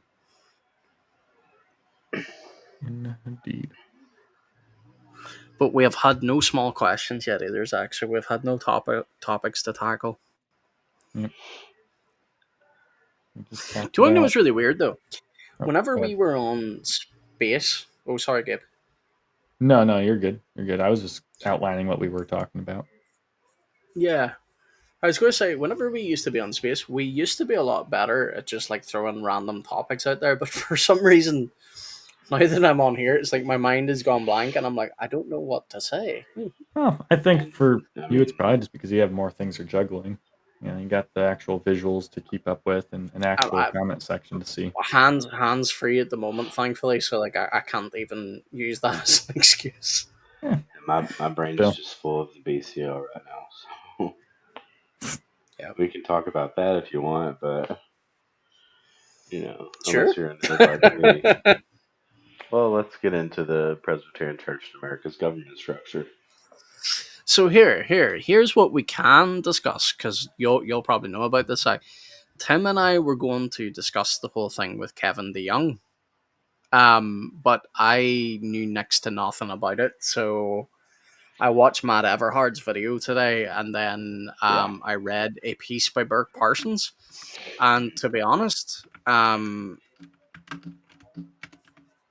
Tina, are you not already in the X stream? Like, you're commenting here. Yeah, Yeah. she Yeah. is. I just Yeah.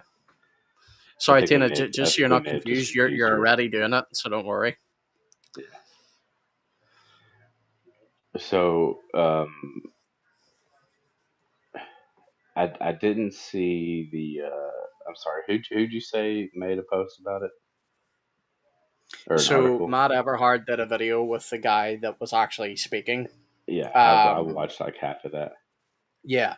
Well, I had to watch it in 2 times speed because I only found like Matt only he hosted it as like a premiere or live, I can't remember, but it was like an hour before I was due to go on. So I had to let him build up a little bit before I tuned in, and then I tried to watch it in 2 times speed. So I didn't get it all done, but I got the majority of it.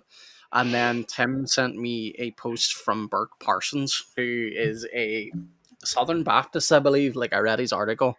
So he No, was saying, obviously, he was coming at it from like an outsider's perspective, but he he. pointed out that um, Kevin DeYoung I was do want to correct apparently, you real quick.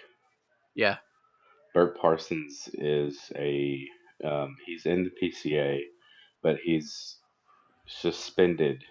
He was a teaching elder, but he's suspended. He's under discipline by the church right now Well, then for hang on, I might certain have the wrong things. name because this dude definitely said he was a Baptist. Yeah, it couldn't have been. Yeah, it wasn't Bert Parsons. Bert Parsons is the one who was the pastor at Sorry. I've just New read St. the name Andrews. Burke. I've just read the name Burke and automatically assumed Burke Parsons. It's a guy called Denny Burke. Mm, okay. Yeah, Bert Parsons is the guy who took over after R.C. Sproul died at New St. Andrews. I thought Or that not New was. St. Andrews. Is it New St. Andrews? I don't know. Did Stephen J. Nichols, did he just take over Renewing Your Mind then? No, so that's Nathan W. Bingham. Stephen Nichols does 5 Minutes in Church History. Ah, okay. Anyway, I've took us way off topic. Go back to the. But before you get on it, I wanna say this. Let me get the name of this so that I don't misquote it. He was saying, this Danny Burke guy says that Kevin DeYoung was operating purely under the Roberts Rules of Order, which means you can't mention anyone specifically. Yep. So like, you can't name a person and speculate on their motives. You have to address purely the issue. So he was saying he thought Kevin, I was about to say To the someone else's name moderator. there, but yeah. So what was the big contention then? So it's not to get down into the minutia of it. Do it. Get into it. Well, I mean, it's anybody can go watch it. The PCAG Yeah, was I live know. streaming. But so I'll just kind of summarize it. And I can't believe I'm forgetting his name, but so the chairman of the MTW, which is or is it the M&A? Yeah, I think it's M&A, the That's Missions the to North America. hold Um, on. Well, I say hold on. You can continue talking, but I mean hold on. I'll get it. I think it's something Inslee or something like that. But he's a little controversial.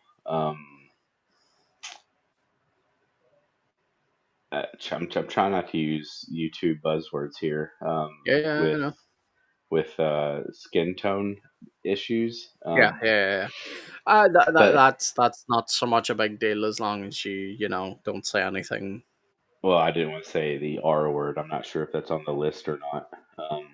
Probably, yeah, but uh, yeah, So we get you. he's We not get you. he's not that, but he toes the line a lot. And I'm being honest, but I'm being Yeah, graceful about it. Matt Everhart and the guy Brindle said the same thing. Yeah. So what Brindle was speaking on, and he was out of order to a point because he stopped it. He was still technically addressing the moderator, which is how Hmm. Robert's Rules of Order goes. You have to be on topic to the moderator. And then whenever he said something about a Bible study because of his skin tone, um, Yep. not being invited, but, not that he was specifically, I don't think, honestly, that part I'm not sure on because he was cut off. I can read out some of the quotes in a moment, but I would assume this other guy's name would have been mentioned earlier than this in the article, but I haven't seen it yet. You could just look up the chairman to the missions to North America. I could do that, but it's in this article, so I'm just kind of hoping my eye's going to scan across it because, like, it's It a starts with strange an name. I. Yeah. Yeah, it's a strange name. Like, I want to say, like, Iska or something. Yeah, it's I keep wanting to say Inslee, but then now I'm gaslighting myself. But I mean, Hmm. anyway, so he's also been the chairman of. I'm hearing myself like three times. I don't know who I'm echoing off of. All right, sounds good. I'm muted, so Um, you shouldn't be hearing it from me. um, but he's been the chairman of Missions to North America for like maybe three terms now. I think this is going to be his fourth. I'm probably wrong on that, but he was definitely the chairman last year, and they operated at a $1.8 million deficit, and they're on track to be in a deficit again for this fiscal year, which ends soon. Like they Hmm. haven't met their goal yet, and then for 2026, they're also projected to be at a deficit. So that's my main problem. Like I understand that there is an issue with the skin tone thing, but it's not that part's not so much him, and uh, whereas it's I believe, man, I really don't want to misrepresent, but if memory serves me correctly, his wife, and she was removed from her position for this. Yeah. His wife made a Facebook post last year or maybe the year before, um, basically trashing white people, and it was very degrading.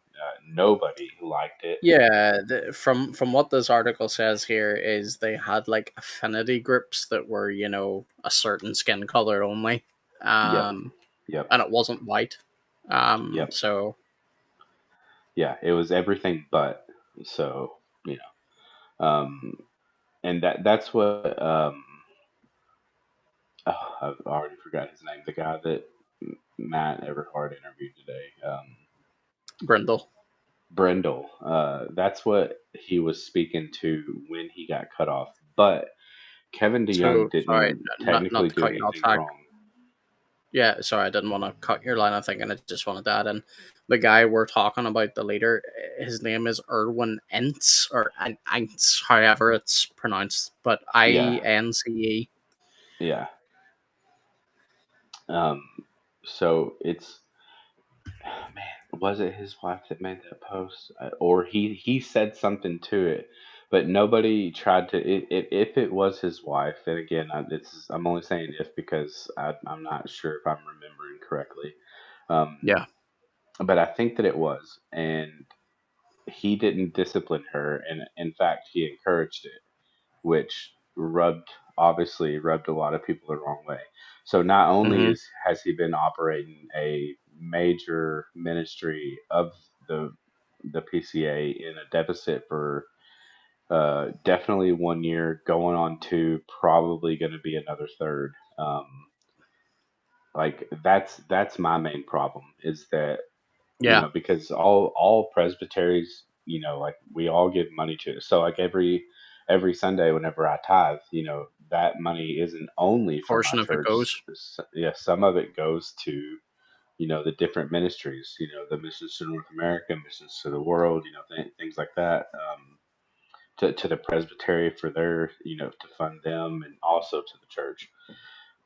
So my problem is basically it's like a small version of me not wanting to pay taxes in America because I like they're going to things that I don't want, either don't want funded, or they're not being funded the way that they're saying that they're going to. But he Hmm. says that he can provide reports showing that they're operating under budget here and there, except that he took a $400,000 pay raise or something like that, or $40,000 somewhere in there. Yeah. Um, I'm not saying that he's a bad guy. I think he has well-meaning intentions, and he honestly, I think he does do a good job with missions to North America. He just operates it at a deficit, and it's Yeah. not all his fault. But if you're the chairman of it, Yeah, you're still you should, responsible. right? Yeah, you're the responsible party. Yeah. Get your house in order, and he Hmm. hasn't, and uh, and then the skin tone things, that's those issues come up. Yeah. But to the Kevin Let DeYoung me. Let part, me. he was correct in stopping him because Yeah. So let multiple me read people out were some of raising the a point quotes of order. first. Yeah. So let me read out some of the quotes first, just so that we can set this in order a little bit. So this is Timothy Brindle. He rose to speak against the motion. And he says, now this part's not a direct quote. I'm just reading from this article, so please bear with me, and then I'll tell you when I'm quoting directly. But Brindle rose to speak against the motion. He says that the leader of the MNA has supported race-based affinity groups in the past, including worship services designed to serve only one racial grouping. And now here's where the actual quote comes. So Brundle says this: friends, if the coordinator of the MNA believes he's not safe in a space with me because of the color of my skin, this is a denial of the sanctifying grace of the Lord Jesus Christ. Then it's at this point that Kevin DeYoung stepped in, and I think, including because Doug Wilson put out an article on this too, where he thought that Kevin DeYoung was wrong and, was out of order, but we'll come to that in a moment. At this point, DeYoung interrupted Brindle's speech and said, "Brother," and I'm quoting, "Brother, we ask you to speak with decorum and not in a way that is personally attacking. It is germane to bring up issues relevant to this particular motion, but would ask you to speak in a more temperate way." So I think some people thought Kevin DeYoung was just being very progressive here and was like, "Oh, don't speak bad." But as this goes on to explain, there is something, and like this is new to me because obviously, like, I'm not a Presbyterian in America, but there is something then called the Robert's Rules of Order that say that the moment personal comments are made, that the chair must act immediately and decisively to correct the matter and prevent its repetition. Can I So that's pause you for a apparently second? found in Robert's Rules, section 43. So to familiarize yourself, so you do know Robert's Rules of Order. Think about, and I know you hate this, but think about English Parliament. So parliamentary procedure is governed by Robert's Rules of Order. So I you still use haven't heard. Robert's Rules of Order to facilitate or carry out Still, parliamentary still not a procedure. term though, but I was familiar with until reading this, so like I would Yeah, still it's be a it's new it's not term an to me. American thing. Oh, okay. Yeah, it's English through and through. So Um, basically, just before you go on, basically what the majority of people that I saw were complaining about was they thought that Kevin DeYoung was just being very progressive here, including Doug Wilson. yeah, So Doug Wilson basically was just like, yeah, Kevin DeYoung's being uh progressive, so to speak. But to me, And again, I'm only going based on this article, based on these Roberts rules, which do say at the moment that Kevin Brindle started that way, that Kevin DeYoung should have actually stepped in. And to go a little bit further, um, apparently, where is it here? It's in this article. Yeah. So several other commissioners simultaneously stood/shouted to raise a point of order to rule the speech intemperate. Yep. Had DeYoung so ordered, Brindle would have would have been asked to apologize with possible censure. Instead, DeYoung decided not to rule intemperance, but simply to give a warning to Tim Brindle, which is about the mildest thing that can be done in this situation. Yes. DeYoung successfully diffused the situation and allowed the time clock to expire naturally, moving us forward in the conversation while lowering the tensions in the room. Those attacking DeYoung are wrong on what happened, why it happened, and have themselves assigned a false motive. Now, again, this is a guy called Denny Burke. If you've got an issue with that, go take it up with Denny. But I would say from what that. I'm hearing, Kevin Sorry, wasn't in the wrong here. yeah, I was gonna say that. So whenever I was listening to it, actually, I think at that point it was part of my day where I was actually watching it. Excuse me. At first, I was like, "Whoa, why did you stop him? Let him finish." No, I'm sorry. I was listening to it because I couldn't see the time clock, Yeah. and I remember thinking that there has to be time left because he hasn't really been speaking all that long. But I think in that Sorry, Zach, section, just one second. I'm sorry to keep interrupting you. Gabe, do you need to go, brother? No, Oh, no, I was he's, just he's, making he's sure just the making sure chat the wasn't chat's not frozen. frozen. No Yeah. worries. No worries. I thought you were waving goodbye. No, I just wanted to make sure the chat wasn't frozen. I saw that it didn't get one of the messages I sent in, so I was like, oh. No worries. Appreciate it, brother. Anyways, sorry, Zach, back to you. You couldn't see the clock. yeah, so I couldn't see the clock, so I was listening to it at this point, and I remember thinking like, why did he just do that? Because I thought that the speech was I don't we don't know what he was going to say. We can only take his word for whatever he said on Dr. Eberhard's YouTube today. Um, and I don't even, like I Mm-hmm. said, I only watched like half of it, and it's whenever I first got home, so I was trying to like decompress and stuff, and whatever. Um, but I don't know what he would have said in the heat of the moment, if you will.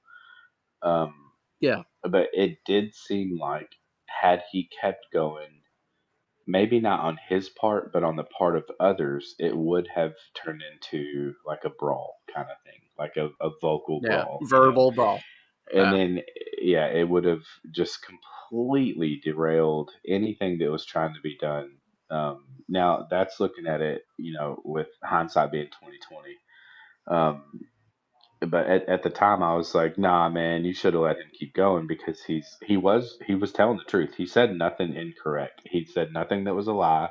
Everything he said was true. But since we're Presbyterians, we follow the rules, and the rules state that if You you can't be stop personal. addressing the moderator and you start doing a personal address towards somebody else, even if you're not directly addressing them, like you said that it has the rule in there, you're no longer addressing the moderator and you are out of order. And Yeah. again, several people rose to the mic to raise a point of order, so it doesn't matter. Like, say that we were in the middle of something that was being governed. Like, if you were using Robert's rules right now, and I can be like, I'm talking, rambling right now purposely, and then Gabe stands up and says, "Point of order. I have to stop talking. Like, you have to mute me and let him get his point of order out." Because point Okay. of order comes before speeches. So and like that thing rightly said, there were several people. My pastor was in attendance, literally sitting right next to a microphone, and he said that there was a line of people trying Mm-hmm. to raise a point of order to get him to stop. Not Yeah. because they didn't want to hear it, but because it was out of order. Yeah. Um, should he have kept? or been able to keep speaking under the rules? No. Do I want him to get his full message out so that everybody knows that this guy that's leading the M&A and love him as a brother, but he's not a very good chairman? I Yeah. think that that story should get out there. And I'm glad that Matt Everhard And I interviewed him think that's, yeah. so that hopefully that story does get out there. I don't think he's a good. I was about to say commissioner, but that's his right to be a commissioner. I don't think he's a good. What's the word?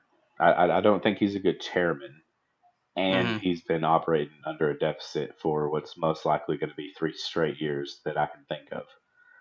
Yeah. So like there's a problem there, and I think that he should be spoken against. And the vote, I think, to elect him, I think it needed 2/3. It wasn't a simple majority, and it was very close. Like I'm pretty sure it was like 68 to 32 or something. I mean, it was like I would have wanted a revote, but I mean, we only vote once, so Yeah. um, So it seems to me then, though, the whole thing seems to be more the people that are annoyed with De Young are more probably unaware with Presbyterian polity. Now, the interesting thing is, I would have thought Doug Wilson would have understood that a little bit better. That he had to be stopped, but well, I'll not make too much comment on that, but oh I yeah, yeah, don't not think. necessarily even whether you agree with Doug Wilson, but what I'm saying is like Oh yeah, yeah. the I man, the don't think man's that the clearly correct. intelligent. He should know Yeah, that that needs to I be don't know addressed. that I don't know that the correct operates with. The same, yeah, I'm sure they have some parliamentary procedure, but I don't think that they use Robert's Rules of Order. I can be corrected, and I'm open to it because I don't know, so I'm speaking out of ignorance on that. But nor do um, I. That's why I'm asking a lot of this. So yeah, but so the thing, but the whole thing with Kevin DeYoung, like I said, at first I was upset about it too that he was stopped. I wanted him to keep going because he was spitting facts. You know what I mean? But yeah, the way we're governed and the way we're structured, and I fully believe in it because it keeps things order. moving. Yeah, and it Yeah. keeps things in order. Long He and the he short of it had to is be stopped. Brendel was right. Yeah, Brendel was right in They what were he was both saying. right. It's just unfortunate. Yeah, but what I mean is, Brendel was right in what he was saying. That's why I think people got upset because they wanted him to continue. But Yeah. because of the structure, because of the way things Yes. are ordered, he was meant to be stopped. So Kevin DeYoung was always going to be the bad guy in that situation because Yes. Kevin was the guy that had to stop him. So So, so what I was going to point out earlier, and if I can't share it here because I'd have to go, I have to yeah, leave yeah. this page. But Fred Greco, and anybody can challenge me on this, and I'll fight about it every day. Fred Greco is probably the greatest moderator we've ever had. That was 2 years ago in Memphis. Uh huh. Um, and he commented on it and clarified for everybody because so if you watched any of it, it was funny every time Fred Greco come up to the mic, and then even at one point. So a lot of people don't know Kevin DeYoung's an extremely comical guy. Like he'll just straight up cut jokes, but he's a very intelligent and procedural guy too. But there was at one point where he was unsure about something, about how it worked, and they were like all huddled up, and then Fred Greco comes up to the mic, and he was like, I don't know what mic number it was, but he was like, mic number 3, Mr. Greco, I feel like the principal has come to see me now. Like it Yeah, was super funny, and Fred corrected yeah. him and was like, "This is how it's supposed to go." And then they kept their little huddle at the up on the moderator stage, which is what they're Mm-hmm. supposed to do. Kids consult each other like that. But it ended up, Fred was obviously right. But Fred Greco posted on X, and I could share it or point you towards the post. Or you can just go to Fred Greco's page and look at his replies, where he addresses it to somebody else and talks about how procedurally Kevin DeYoung was in fact in the right. Now, the ones that are upset, that he wasn't allowed to keep speaking. Like I said, I was at the time, or I would say the more conservative people, Hmm. because he was telling the truth, and I think it's the more conservative people that did not want him to be uh, chairman anymore. Hmm. And obviously Which this would again is have probably understandable. turned the vote. Yeah, and that's why I wanted him to be able to keep speaking. Yeah. Now that I think the only thing we can do is, actually, I'm not 100% sure on what we can do to get him out of there, or if anybody would even want to pursue it. I'm sure it would have to go to like the PCA's version of like the Supreme Court, which is called the SJC. Hmm. I forget what that stands for, something Justice Committee, but or Judicial Committee. Sorry. Um, but it would just be a long drawn out process, and he would remain chairman until the SJC found a ruling, which would probably be at next year's General Assembly. So it's kind of a Yeah. moot point now. Um, but to at least in my opinion, and a lot of other Parley Pro and Robert's Rules experts, Kevin DeYoung was in the right. And whether or not he stepped in on his own the way that he did, he was going to have to stop him anyways to get the points of order. Yeah. So I mean that's that. Like you can be upset, and not you specifically, but you in general can be upset at Kevin DeYoung I'm about it. upset But specifically. well, you don't have a say. So um, True. but no, I mean, like, people can be upset about it, and that's fine. You're entitled to that. I'm Yeah. upset that he stopped him, or I'm sorry, I'm upset that it got stopped, not that he stopped him. There's also a lot of people who just don't like Kevin DeYoung, and that's True. unfortunately Yeah. a thing too. I like Kevin Yeah. DeYoung. I have a couple of his like Books. well, they're like little promotional things Yeah. it's like a sample of his book to get you to buy his book, and they're Uh, all well written. Unfortunately, the last. But Sorry, go ahead.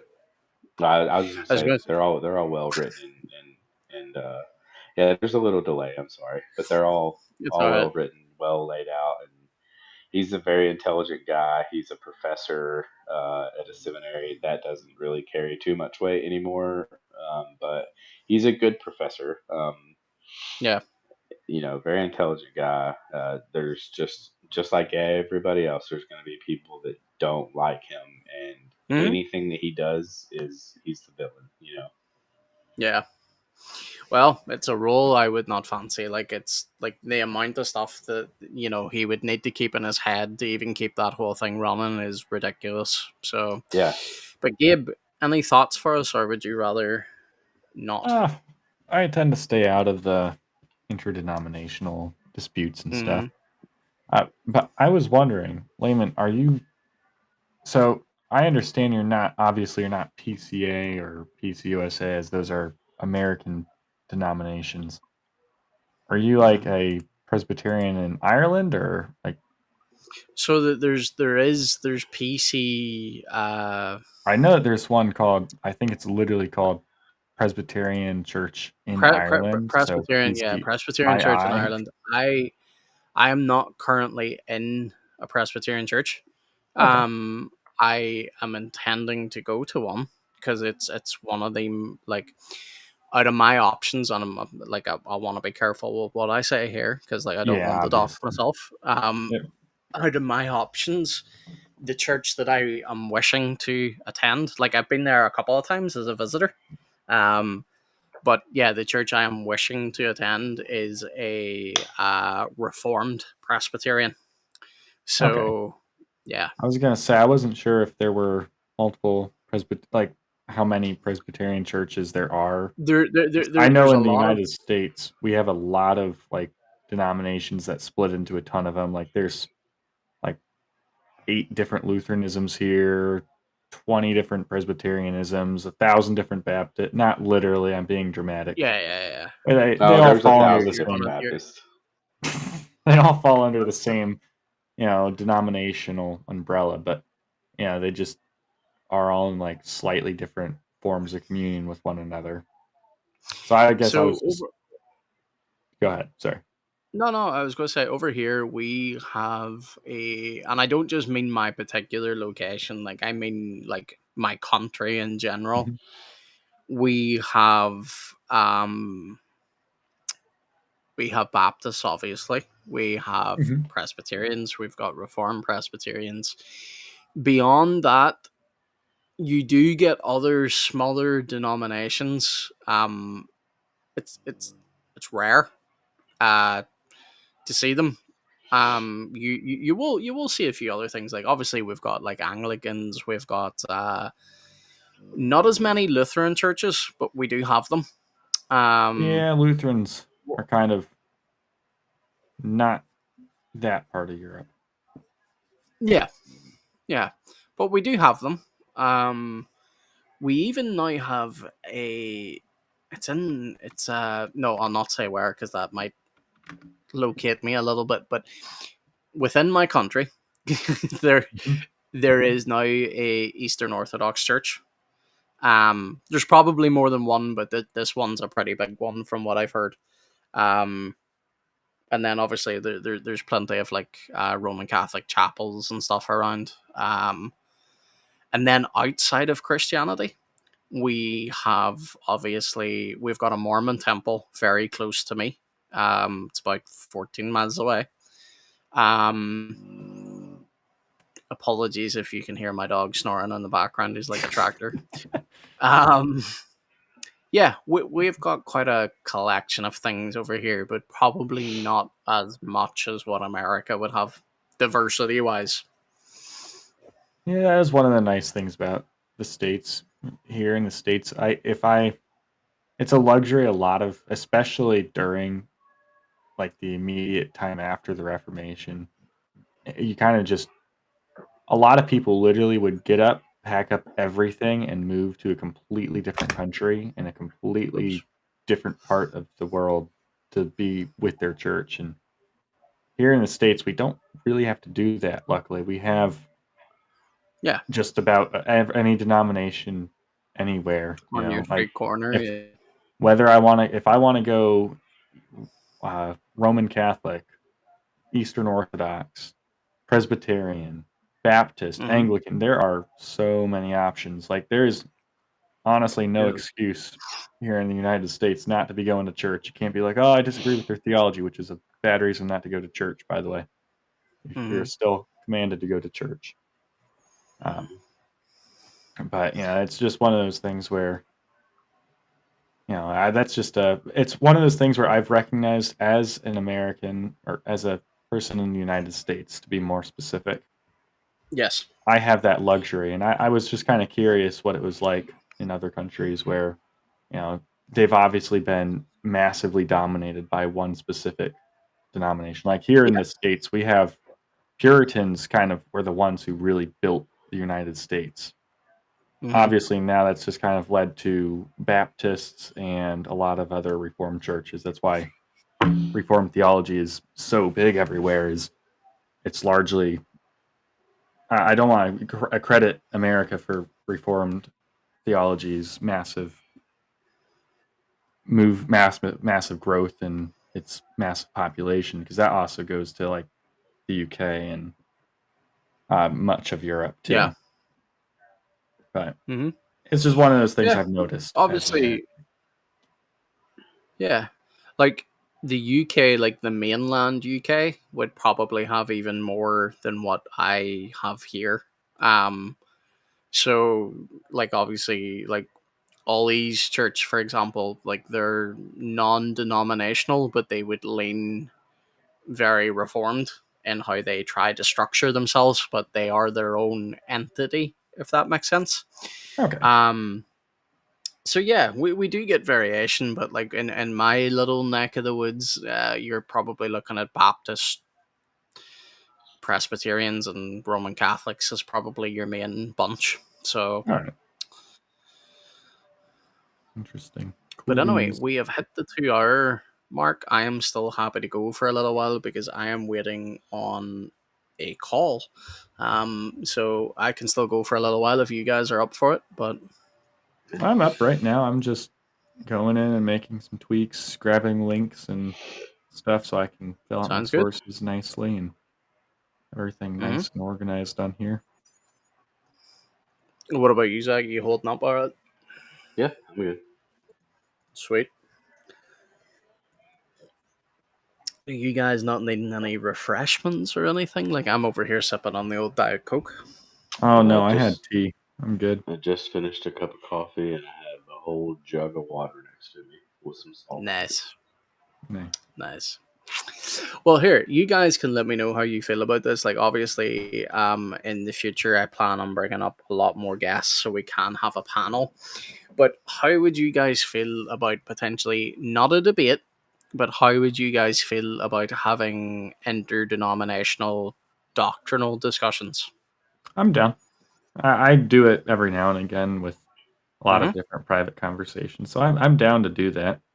I Yeah. might, I don't know, for me, just like with the public ministry and stuff, I might kind of play a middleman approach or just play like devil's advocate sometimes. But Hmm. obviously, if you guys don't appreciate that, I can obviously just take the Lutheran stance on it and go from there. But I You're like no, to you're I you're like you're to you're do that. fine. You do One what you of need to do, Gabe. I'm not going to be worried unless you start spouting heresy or something. Um, but what I one more of have in mind is I've had a few people reach out to me on X, like in DMs. Like I don't reply to DMs anymore, so that's why I'm addressing it here. I would be happy to have those discussions with people, but I'm making it very clear to them it will be a discussion. Like I'm not a debater. I don't think well on the fly.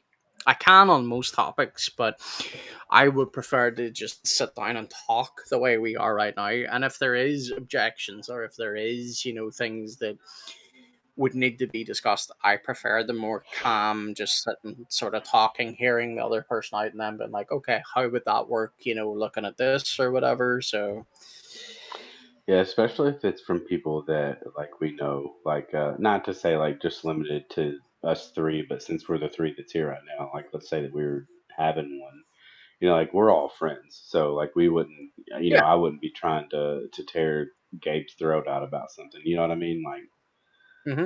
I would be like, this is not what I believe, but here's what Westminster says. yeah. So Yeah. like it would be kind and cordial. I mean, some of it I'm sure could get heated, like especially if there's I a think I think difference it on would only get baptism. heated. And yeah, I Yeah. don't mean heated as in like we're getting upset. I mean heated as in like the debate. Just as in, yeah, like it's going Yeah, back and forth about. I just think yeah, like I think those, like Tina's already said there, like she would love to see the difference as well as everything which unites us, and I think yeah. that would be my core aim behind it, like because we will have an awful lot of stuff in common. But yeah, Hmm. think about all the conversations we've had on Spaces before where people have come up and they're like, okay, look, I believe this, what do you believe here? I think it would be good to hear some things that, perhaps maybe it's us three, or if Vincent joins us or whoever else joins us, and maybe say four other people that hold a different view on something.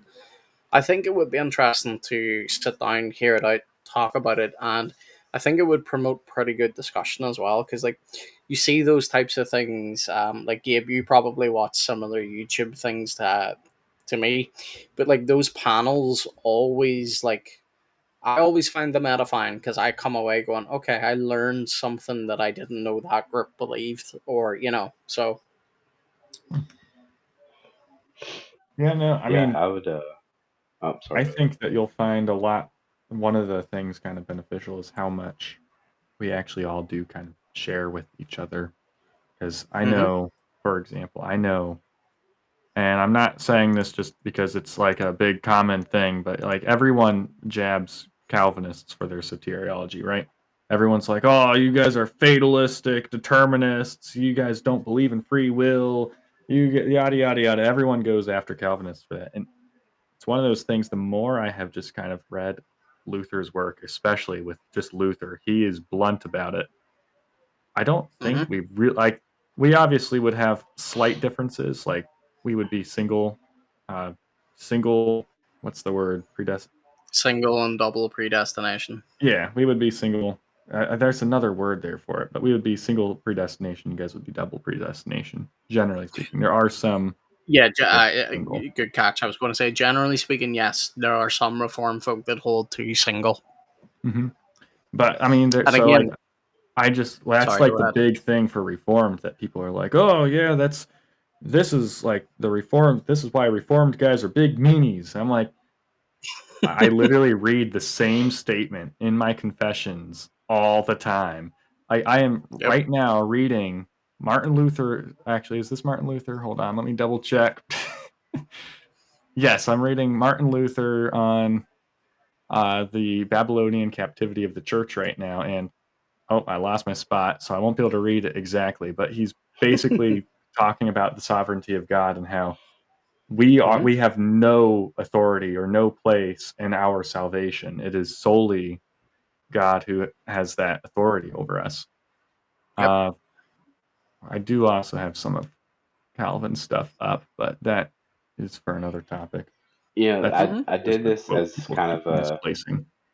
I did this kind of as an experiment once on Twitter, just to show somebody their own ignorance. And just so everybody knows, whenever I say ignorance, I mean the actual definition of the word. Like, yeah, like your lack of knowledge on this. Yeah.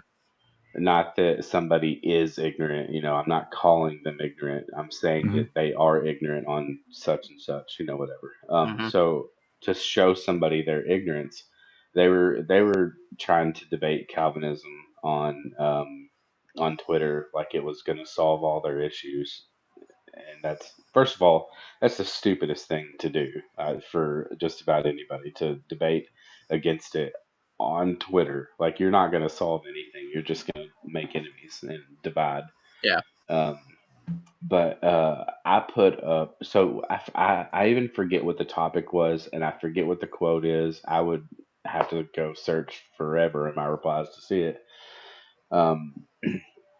But it was something that Luther also spoke very strongly in favor of, or was it against? Either way, him and Calvin shared the same view on this, right? So a lot of people don't realize that Luther and Calvin agreed on like 90% of things. Like, the thing that separated them the most was the Lord's table. Mm-hmm. Yeah. Like, that's the pretty, like, if you could point to one thing, it's that. But anyway, so back to what I was saying. This person was like, nobody else holds this view, blah blah blah. So I put up a quote from Martin Luther, but I took Martin Luther's name off of it, and then I just put that up there. And there's like, oh, get that Calvinist crap out of my face. And I'm like, actually, that's Martin Luther. And the funniest thing to me is that this was a Lutheran that I said that to. Mm-hmm. Yeah. And that's one thing I find about a lot of Lutherans, and I'm going to say this again publicly as a Lutheran, and this is a jab towards my own guys. So, Ray, if you're watching this, you're not included, but to like generally a lot of people who are in the Lutheran camp, is Lutherans are really, and I mean ignorant in the way that you mean it, like just uneducated on what we actually confess on a regular basis. Like, I've probably mentioned it. My mother is hyper anti-Calvinist. Why? Yeah, I don't know. If she just if it's like she just has an issue with the lack of free will, which, mind you, I believe in a form of free will. But I know a lot of Lutherans who are straight up fatalists because they read the confessions, they've read Martin Luther, they've read Johann Gerhard, and they just, for whatever reason, are like, you know what? I'm interpreting all of this to mean that we are completely predetermined to do everything. Like, they are fully blown fatalists. They don't believe in free will whatsoever. There are a lot of those guys.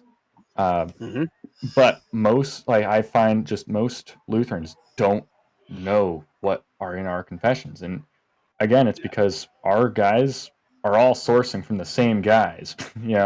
Calvin is sourcing from Augustine largely, and then Luther is also largely sourcing from Augustine. And much of it is just echoing the same thing. Like you said, the biggest difference really is the Eucharist. That is the biggest difference between the Reformed view and the Lutheran view. But it's one of those things where I just see people who are so adamantly anti, and it's especially in Lutheranism. We're like, yeah, I know what I believe, and then you say it like you said. You sent them. I don't remember if you said it was a Lutheran confession or if it's just a quote from Martin Luther. Just a quote from Luther. It was a quote from Luther. Yeah. I can send you confessions. I can send you like right here. I'm reading in the Babylonian Captivity of the Church. For where there is the word of God, who makes the word of God reference Christ here, who makes the promises, there must be faith of a man who takes it, which is where you get the single predestination.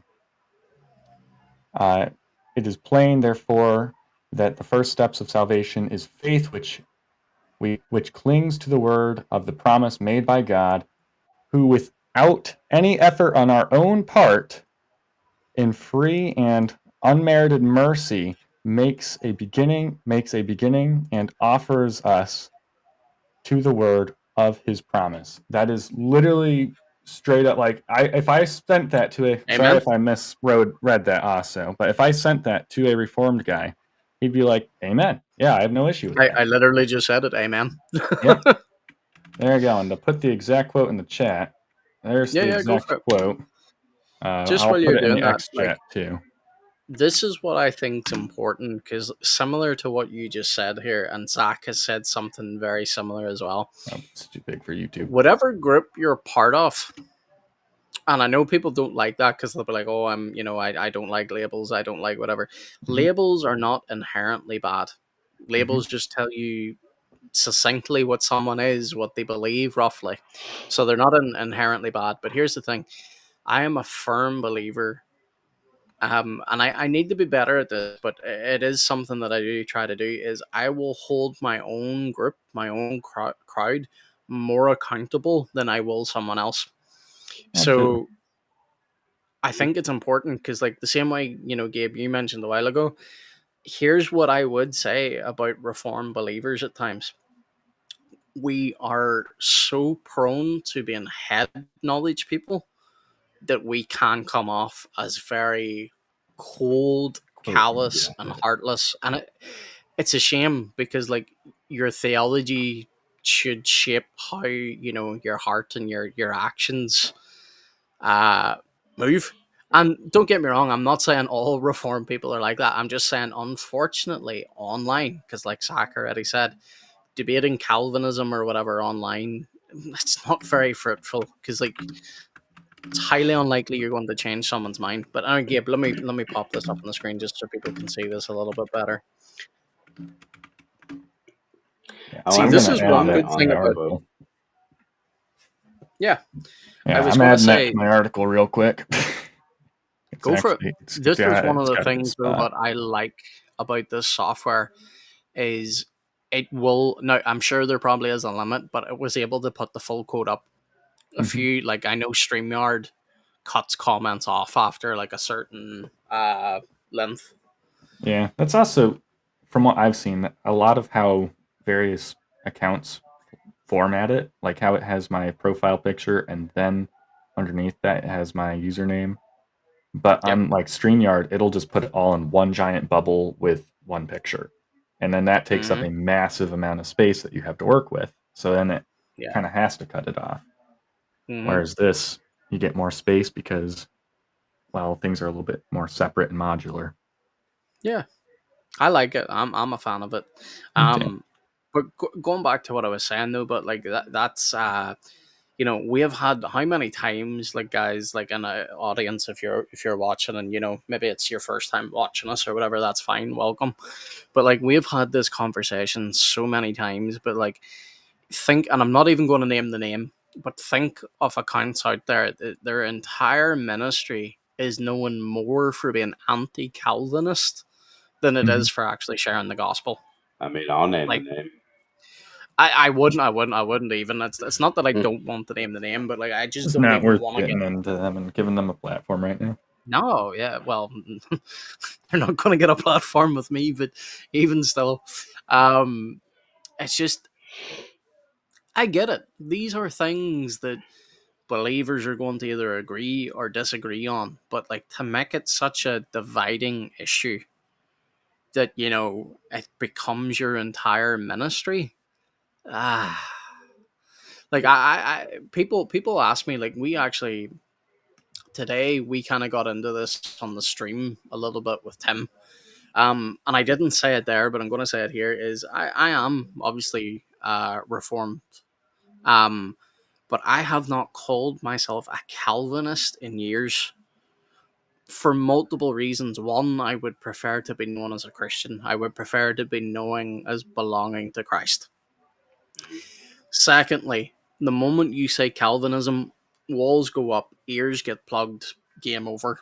People now just Yeah. assume what they know about you.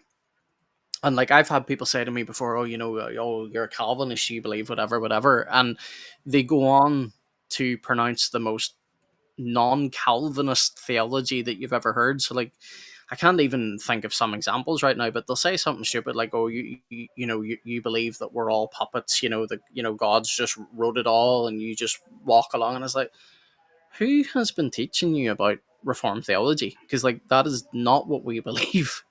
It's just frustrating. Mhm. I've told this before. Is like whenever we first started doing spaces, and we were talking about kind of this very thing what you were just commenting on. Mm-hmm. My pastor gave a sermon. Um, I think this is like right after we hired him, and he was talking about. Uh,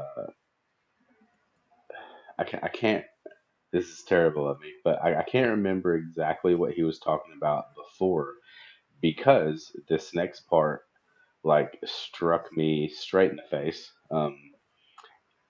He was saying something, and then I remember him saying not to be puffed up with your head knowledge, get that out of here. And then it's like my ears perked up even more. And he was Yeah. like, you call yourself reformed, you call yourself a Calvinist, you call yourself, a Presbyterian, you call yourself this, you call yourself that, and then shouted. He was like, "Shut up! Stop it! Shut up! Mm-hmm. You are a Christian. Be a Christian first." Mm-hmm. Mhm. And I think that that's where, so like, kind of going back to what Tina was saying, what unites us, that's what Yeah. unites us. Just like I'm not going to agree with an Arminian, right? I don't agree with them. I don't even agree with all Calvinists, to be No. quite frank. Um, I don't even agree with all Presbyterians, even the conservative ones. But you know what? The thing is, I don't agree with all Baptists either. The thing is that we're all Christians. That's what unites us. So that's always going to be that answer.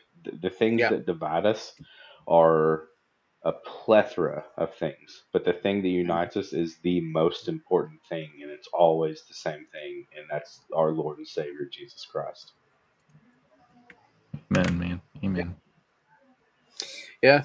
It's and again, I know people won't take this, but like I just think it's important to say again. This is why I asked these two gentlemen, like, let's maybe get into some of those discussions going forward. So, Yep. if you'd be interested in maybe coming on to discuss a few things with us, let us know. But we are not saying that the differences that I don't want to use the term divide us, but the differences that we have, like I have differences with Zach, I have differences Mhm. with Gabe, but these are still my brothers. I still love them. What unites us commonly is Christ shed his blood for them as much as he shed his blood for me. And again, like Gabe, you've said this a number of times. You're more of an ecumenist. Ecumenicist Yep. or I ecumenical. don't, He's an ecumenic. yeah, I was going to say, I promise I can say the word. I just, for whatever reason, butchered that. Yes, you're Oh, you're more good. ecumenical. But there's a difference between being ecumenical and being like completely, just gates open. We're all believers. We're all, the differences don't matter. No, the differences do matter and they should be discussed. And we can go back and forth on them, all day long, which we've been doing for, centuries anyway. But here's the important thing. We need to stop letting certain differences become dividing, because think of how many times you have heard someone online say, I don't know, I want to pick something ridiculous just so I can show how stupid this is. Real quick, I think it's important that people understand what you just said. The difference between differences and dividing. Mm-hmm. Anyway, sorry, go ahead. I thought that was important because they're two distinct things. Oh, yeah. Mm-hmm. Yeah. That's what I say, because, like, the differences are important, but they shouldn't divide us in the sense that, we're starting to anathematize one another. There are certain differences that I think do lead into that, and we can get into that in the future. However, what I'm trying to say is, yeah, like Tina's saying it there too, like possibly, but yeah, well, there's secondary issues, tertiary, we can get into all that. But what I mean is, triage. Yeah, Gavin Ortland. There we go. So I like that word. And I do think, I don't know if he coined it, but I do like his whole statement on theological triage. Coined it, but he certainly made it popularized it. Yeah. So where I was going with this is, it's this whole idea of, like, say for example, someone comments on your Twitter profile and says, you're not a Christian because you tweet 5 times a day instead of 6. I know that sounds ridiculous and no one's actually making that claim, but with some of these differences, they really shouldn't be dividing issues. Yes, they're differences and they need to be discussed. So, for example, here's a better example that is an actual difference. For those that would message people and say, you don't read the King James Bible, I'm not sure you're saved. That's ridiculous. Like, just on the face of it, it's ridiculous. But yet these are things that would genuinely divide people. And you would have groups that would say, you are not a Christian because you do not read, the King James Bible. That's beyond ridiculous. Like, you can have your convictions on the King James Bible. You can be strong on it all you want. But to outright say that someone is not a Christian because they don't read the King James or whatever, Yeah. I mean, funny enough, I was actually just having a conversation, this similar conversation with one of my coworkers. He's one of the master techs at my shop, and I was just sitting down talking to him about theology and Christianity, and found out he teaches a youth program at his church, and he's really into studying things and figuring out theology. And he's kind of like, I don't subscribe to all. He's a non-denominational evangelical. He's like, I do not subscribe to any of the denominational name thing. We're all just Christians. And I'm like, okay, yeah, we're all Christians, but those differences. And I explained to him, I'm like, I hold to this idea that you find very prominent in the ecumenical movement, and it is an idea popularized by Protestants, Catholics, and Orthodox alike. Separated brethren. We are separated. There is, and those reasons why we're separated are valid reasons that we need to work through in order to unify each other. But at the end of the day, we are still brethren. That quote, which I think is in the Council of Trent, I could be wrong. Yeah, but no, I believe it is. Yeah. But that quote there has single-handedly impacted my ministry exponentially, just in like how I approach things. Is, I don't want to blindly just go, oh yeah, we're all Christians, because in that No. case, well, why not take it to the extreme and just allow other religions to be included in that? Well, yeah, you Yeah, see the Muslims believe Jesus existed. The Mormons believe in Jesus. Atheists believe Jesus existed. Thus, everyone's a Christian. Like it's not just about. I could go on and on and on about that. But Have you seen the well, recent stuff on Twitter about people are legitimately, now there's a lot of trolls out yeah, there I've that had just those tag along, debates with them, but they're and legitimately saying that Muslims and Christians worship the same God. so I've it's stepped in not those just on debates. X. It's a little bit more. It's a fairly complicated debate, but yeah, I've Yeah. seen those. So it's not just on X. It's everywhere. yeah, I wouldn't even say it initially started here, but I think here's what kicked off the more recent debate over it is Cameron Bertuzzi had Who's that? I forget the guy's name. Trent No, someone. It's not Trent Horn. yeah, I But don't he had a remember his guy. name. Yeah, it a guy Trent on and another guy who were debating Jay Dyer and Father Ananias. Or I think it's Ananias maybe. And like, Gabe, did you watch it at all? Yeah, I watched the whole thing. I'm The not going to share my biases because I may or may not make a video on that one of these times. that's fine. I'm just going to add in mine. I made a public comment on the video as well. Oh, okay. I also I'll add this before I add my comment. I also watched the follow up video that Cameron did with Trent and Sam Shamoon and William Albrecht. So they made a reaction video to it, but the majority of people that watched that debate all called out the Trent guy's actions because he acted unhinged on that debate. Yep. From challenging Jay Dyer to a boxing match to flashing his money everywhere. Yeah, I was food, literally just I was doing it, over flashing the him. money, making weird faces into the camera. It was bizarre to say the least because like this guy is meant to be, and when I say meant to be, like he genuinely is. Like apparently, like he's very in a very credible field. Great sort of like credentials behind him, but it was just I think he expected Jay Dyer to come in and be Jay Dyer, like the fiery, and I would say Jay still was fiery, but Jay treated it like a proper debate, as where this guy did not. So like it was unhinged. So I made the comment and I was like, that Catholic guy just went way off the rails, and based on that alone, like threw the debate out the window for me. So I'm not asking your opinion, Gabe, because I know you might do a video on it, but it pretty much started with them.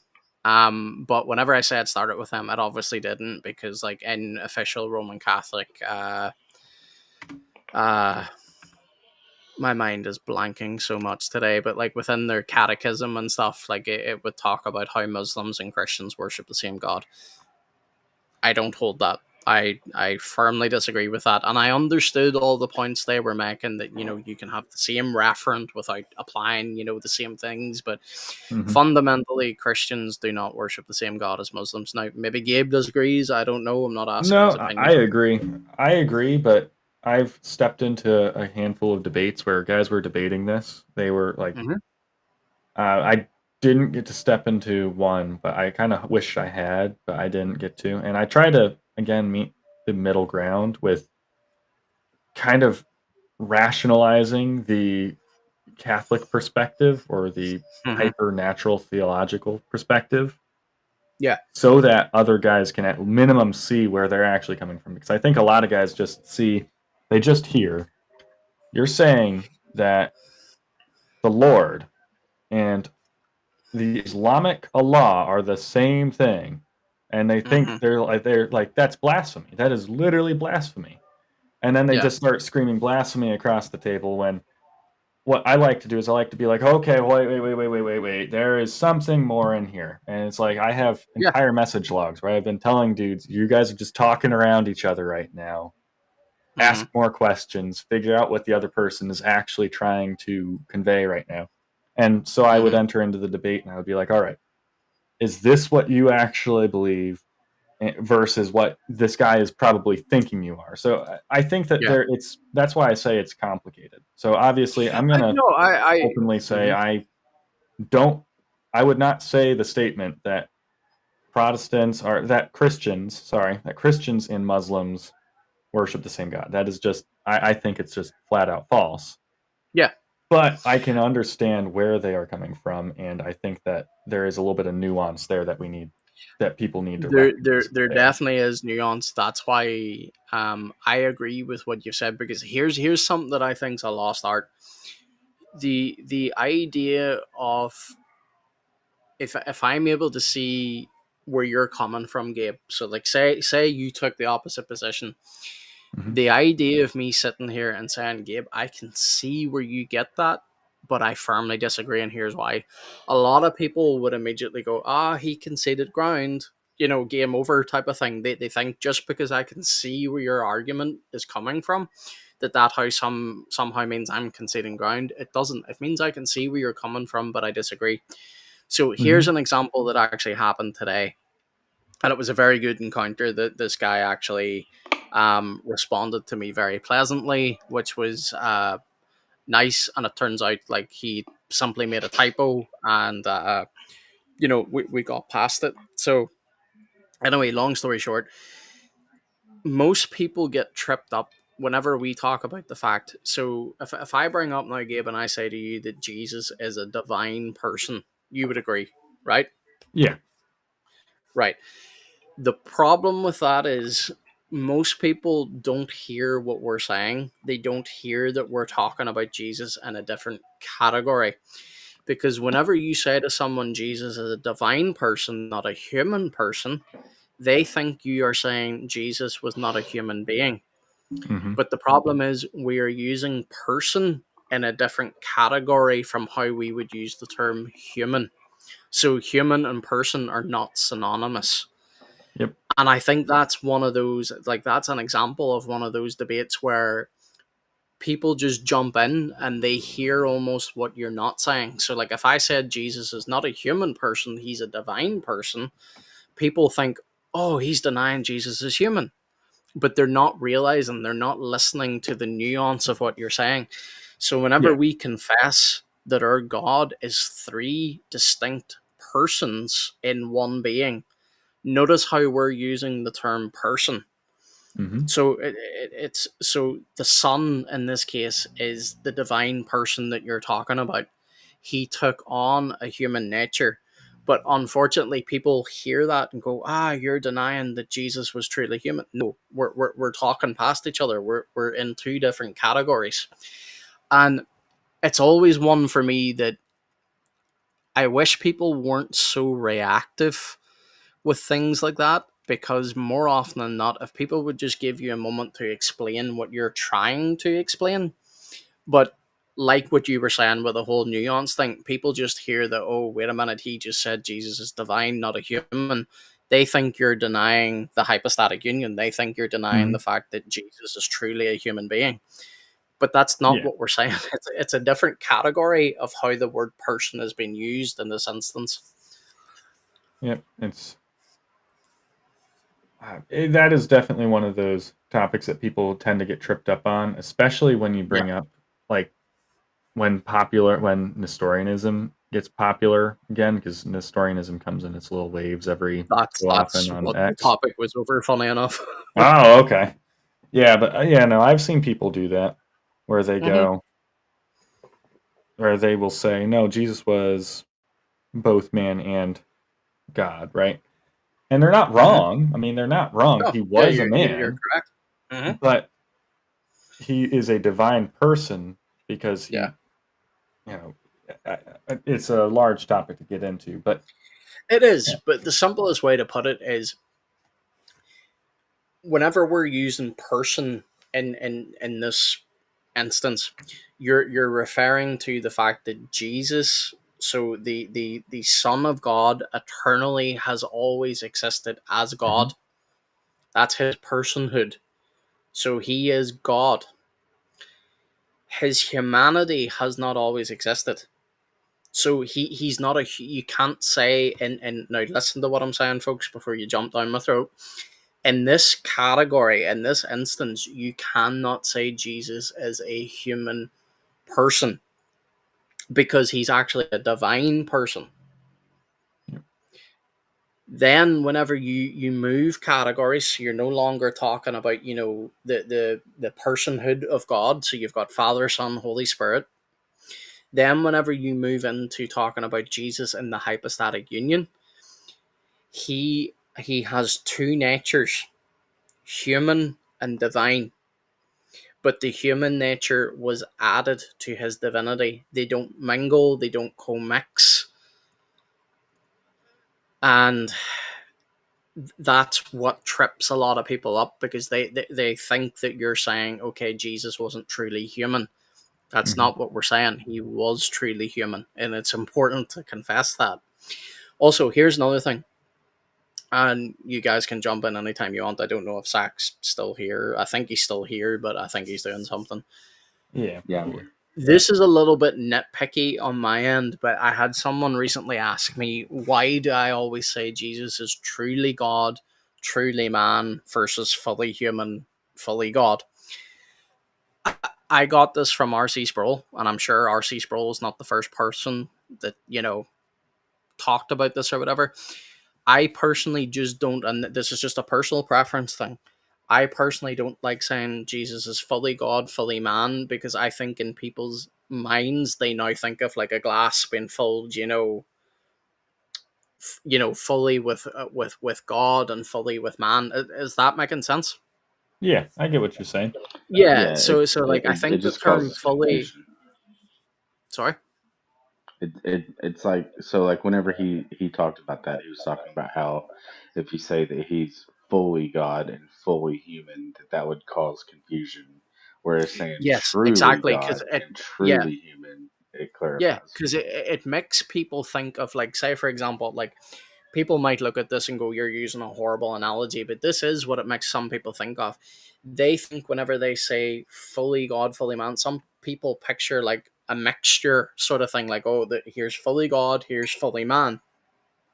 That's why I stay away from those terms. I prefer the term truly God, truly man. And I mean, that's what I believe. Yeah, that's what the confessions tend to say too. Mm-hmm. Is truly God, True truly man. God from true God. Yep. Very Mhm. God from very God. You know, Sproul also did the same thing with the acrostic tulip. He changed it to Roses. not yeah, and not that it changed the meaning of anything, but that it took the confusion away. You know. Mm-hmm. Yep.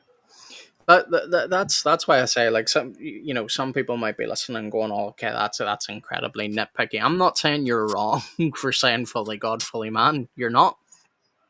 I'm just saying I've had an awful lot of people, whenever they're discussing the hypostatic union, get a little bit confused, because like you hear them say something and you're like, uh, not quite, because it does make it sound like the natures are mixing into like a third special nature.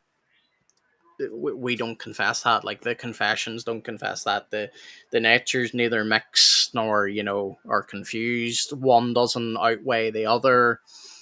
They are united in the one person of Christ.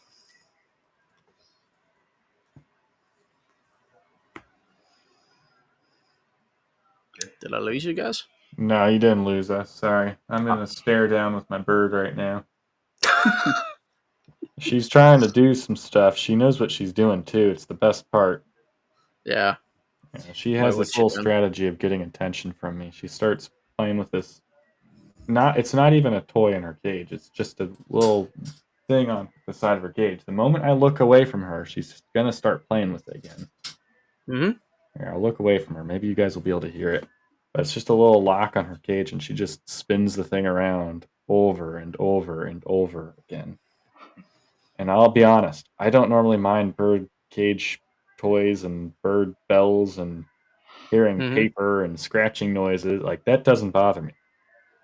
This little thing just spinning over and over and over again for upwards of 10-15 minutes straight at a time, it gets to me, I'll admit. I can relate a little bit. Like, Rollo makes a ton of noise. Like, Yeah. he's playing with his ball, or, you know, a friend of mine recently bought him like a rope. Like, he has that thing nearly. Actually, is the rope here, or Shredded into pieces, probably.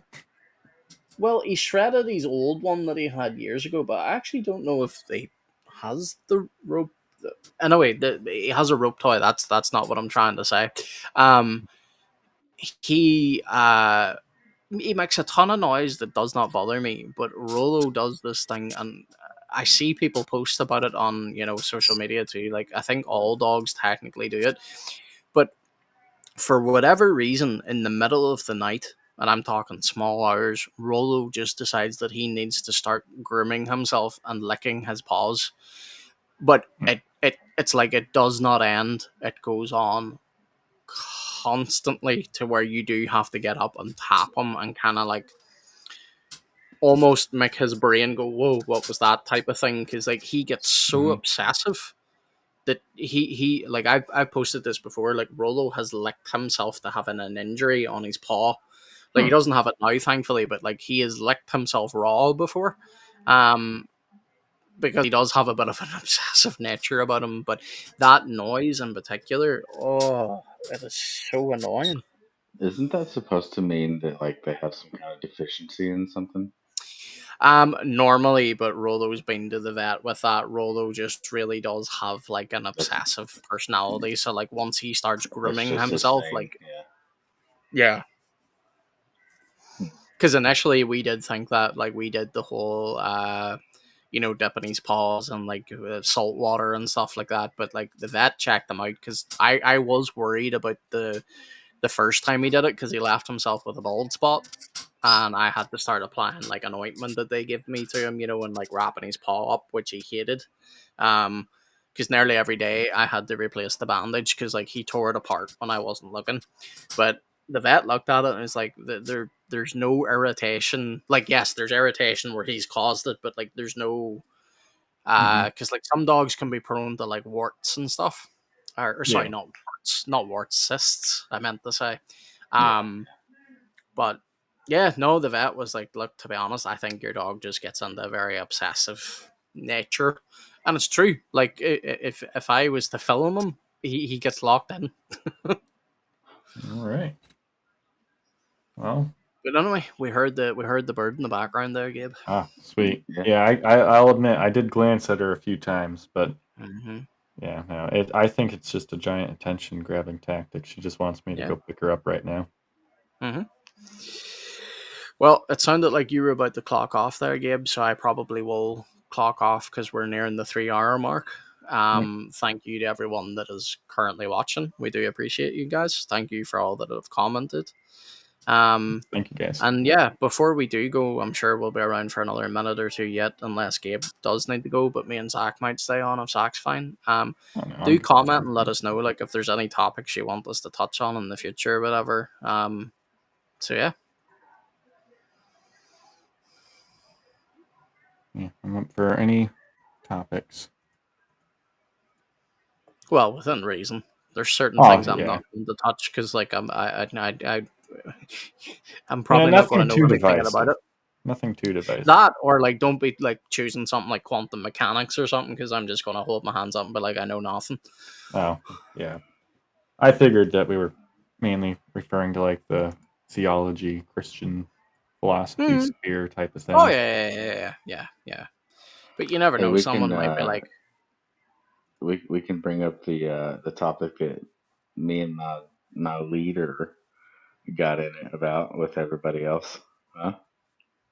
Oh, mainly because we have a wider audience now. People are going to be so confused by that later comment. Yeah.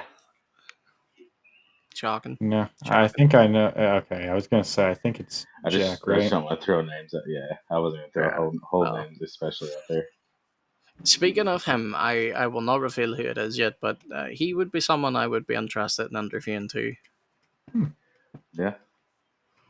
So, but anyway, I don't see any comments. So what we'll do is we will probably clock off now, gents. So I'll allow you guys to say your goodbyes, and as I say, next stream we will probably have an actual topic to talk about.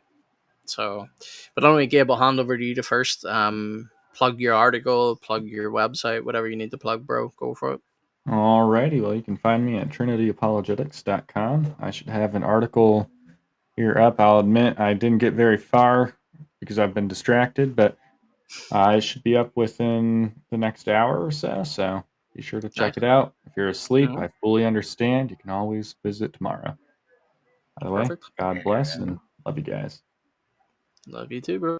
Zachary. Appreciate everybody tolerating my sniffles and the camera on and off. Just been sick, prayers would be appreciated as Prayers I up, try bro. to get over this. And then, obviously, I appreciate everybody for watching, listening, commenting, interacting, sharing, all that stuff. And hope you continue to come back. Yeah. Well, I do appreciate it as well. As I say, you're already watching us here anyway, so I'm sure you guys will tune in again if you find it interesting. If you don't, that's fine. We understand. Tina says, got y'all in prayer. Thank you very much, Tina. We appreciate you watching and commenting as always. We did not see Mr. Unlivian tonight, so I do not know who the Twitch viewer is. It may be Mr. Unlivian. He might just be doing painting his miniatures, but I think he was early on. He commented, I thought. no, well, unless I missed it, I didn't see him comment tonight. But I could have missed it, to be fair. But anyway, guys, thank you very much for watching. Go check out Gabe. Go check out Zach on his X account. We will be back in the future with more streams and hopefully more dedicated topics. I just had an article released today. You can find that over in Substack. It's just my name, The Layman Apologist. And then, yeah, you can pretty much find me mainly on X.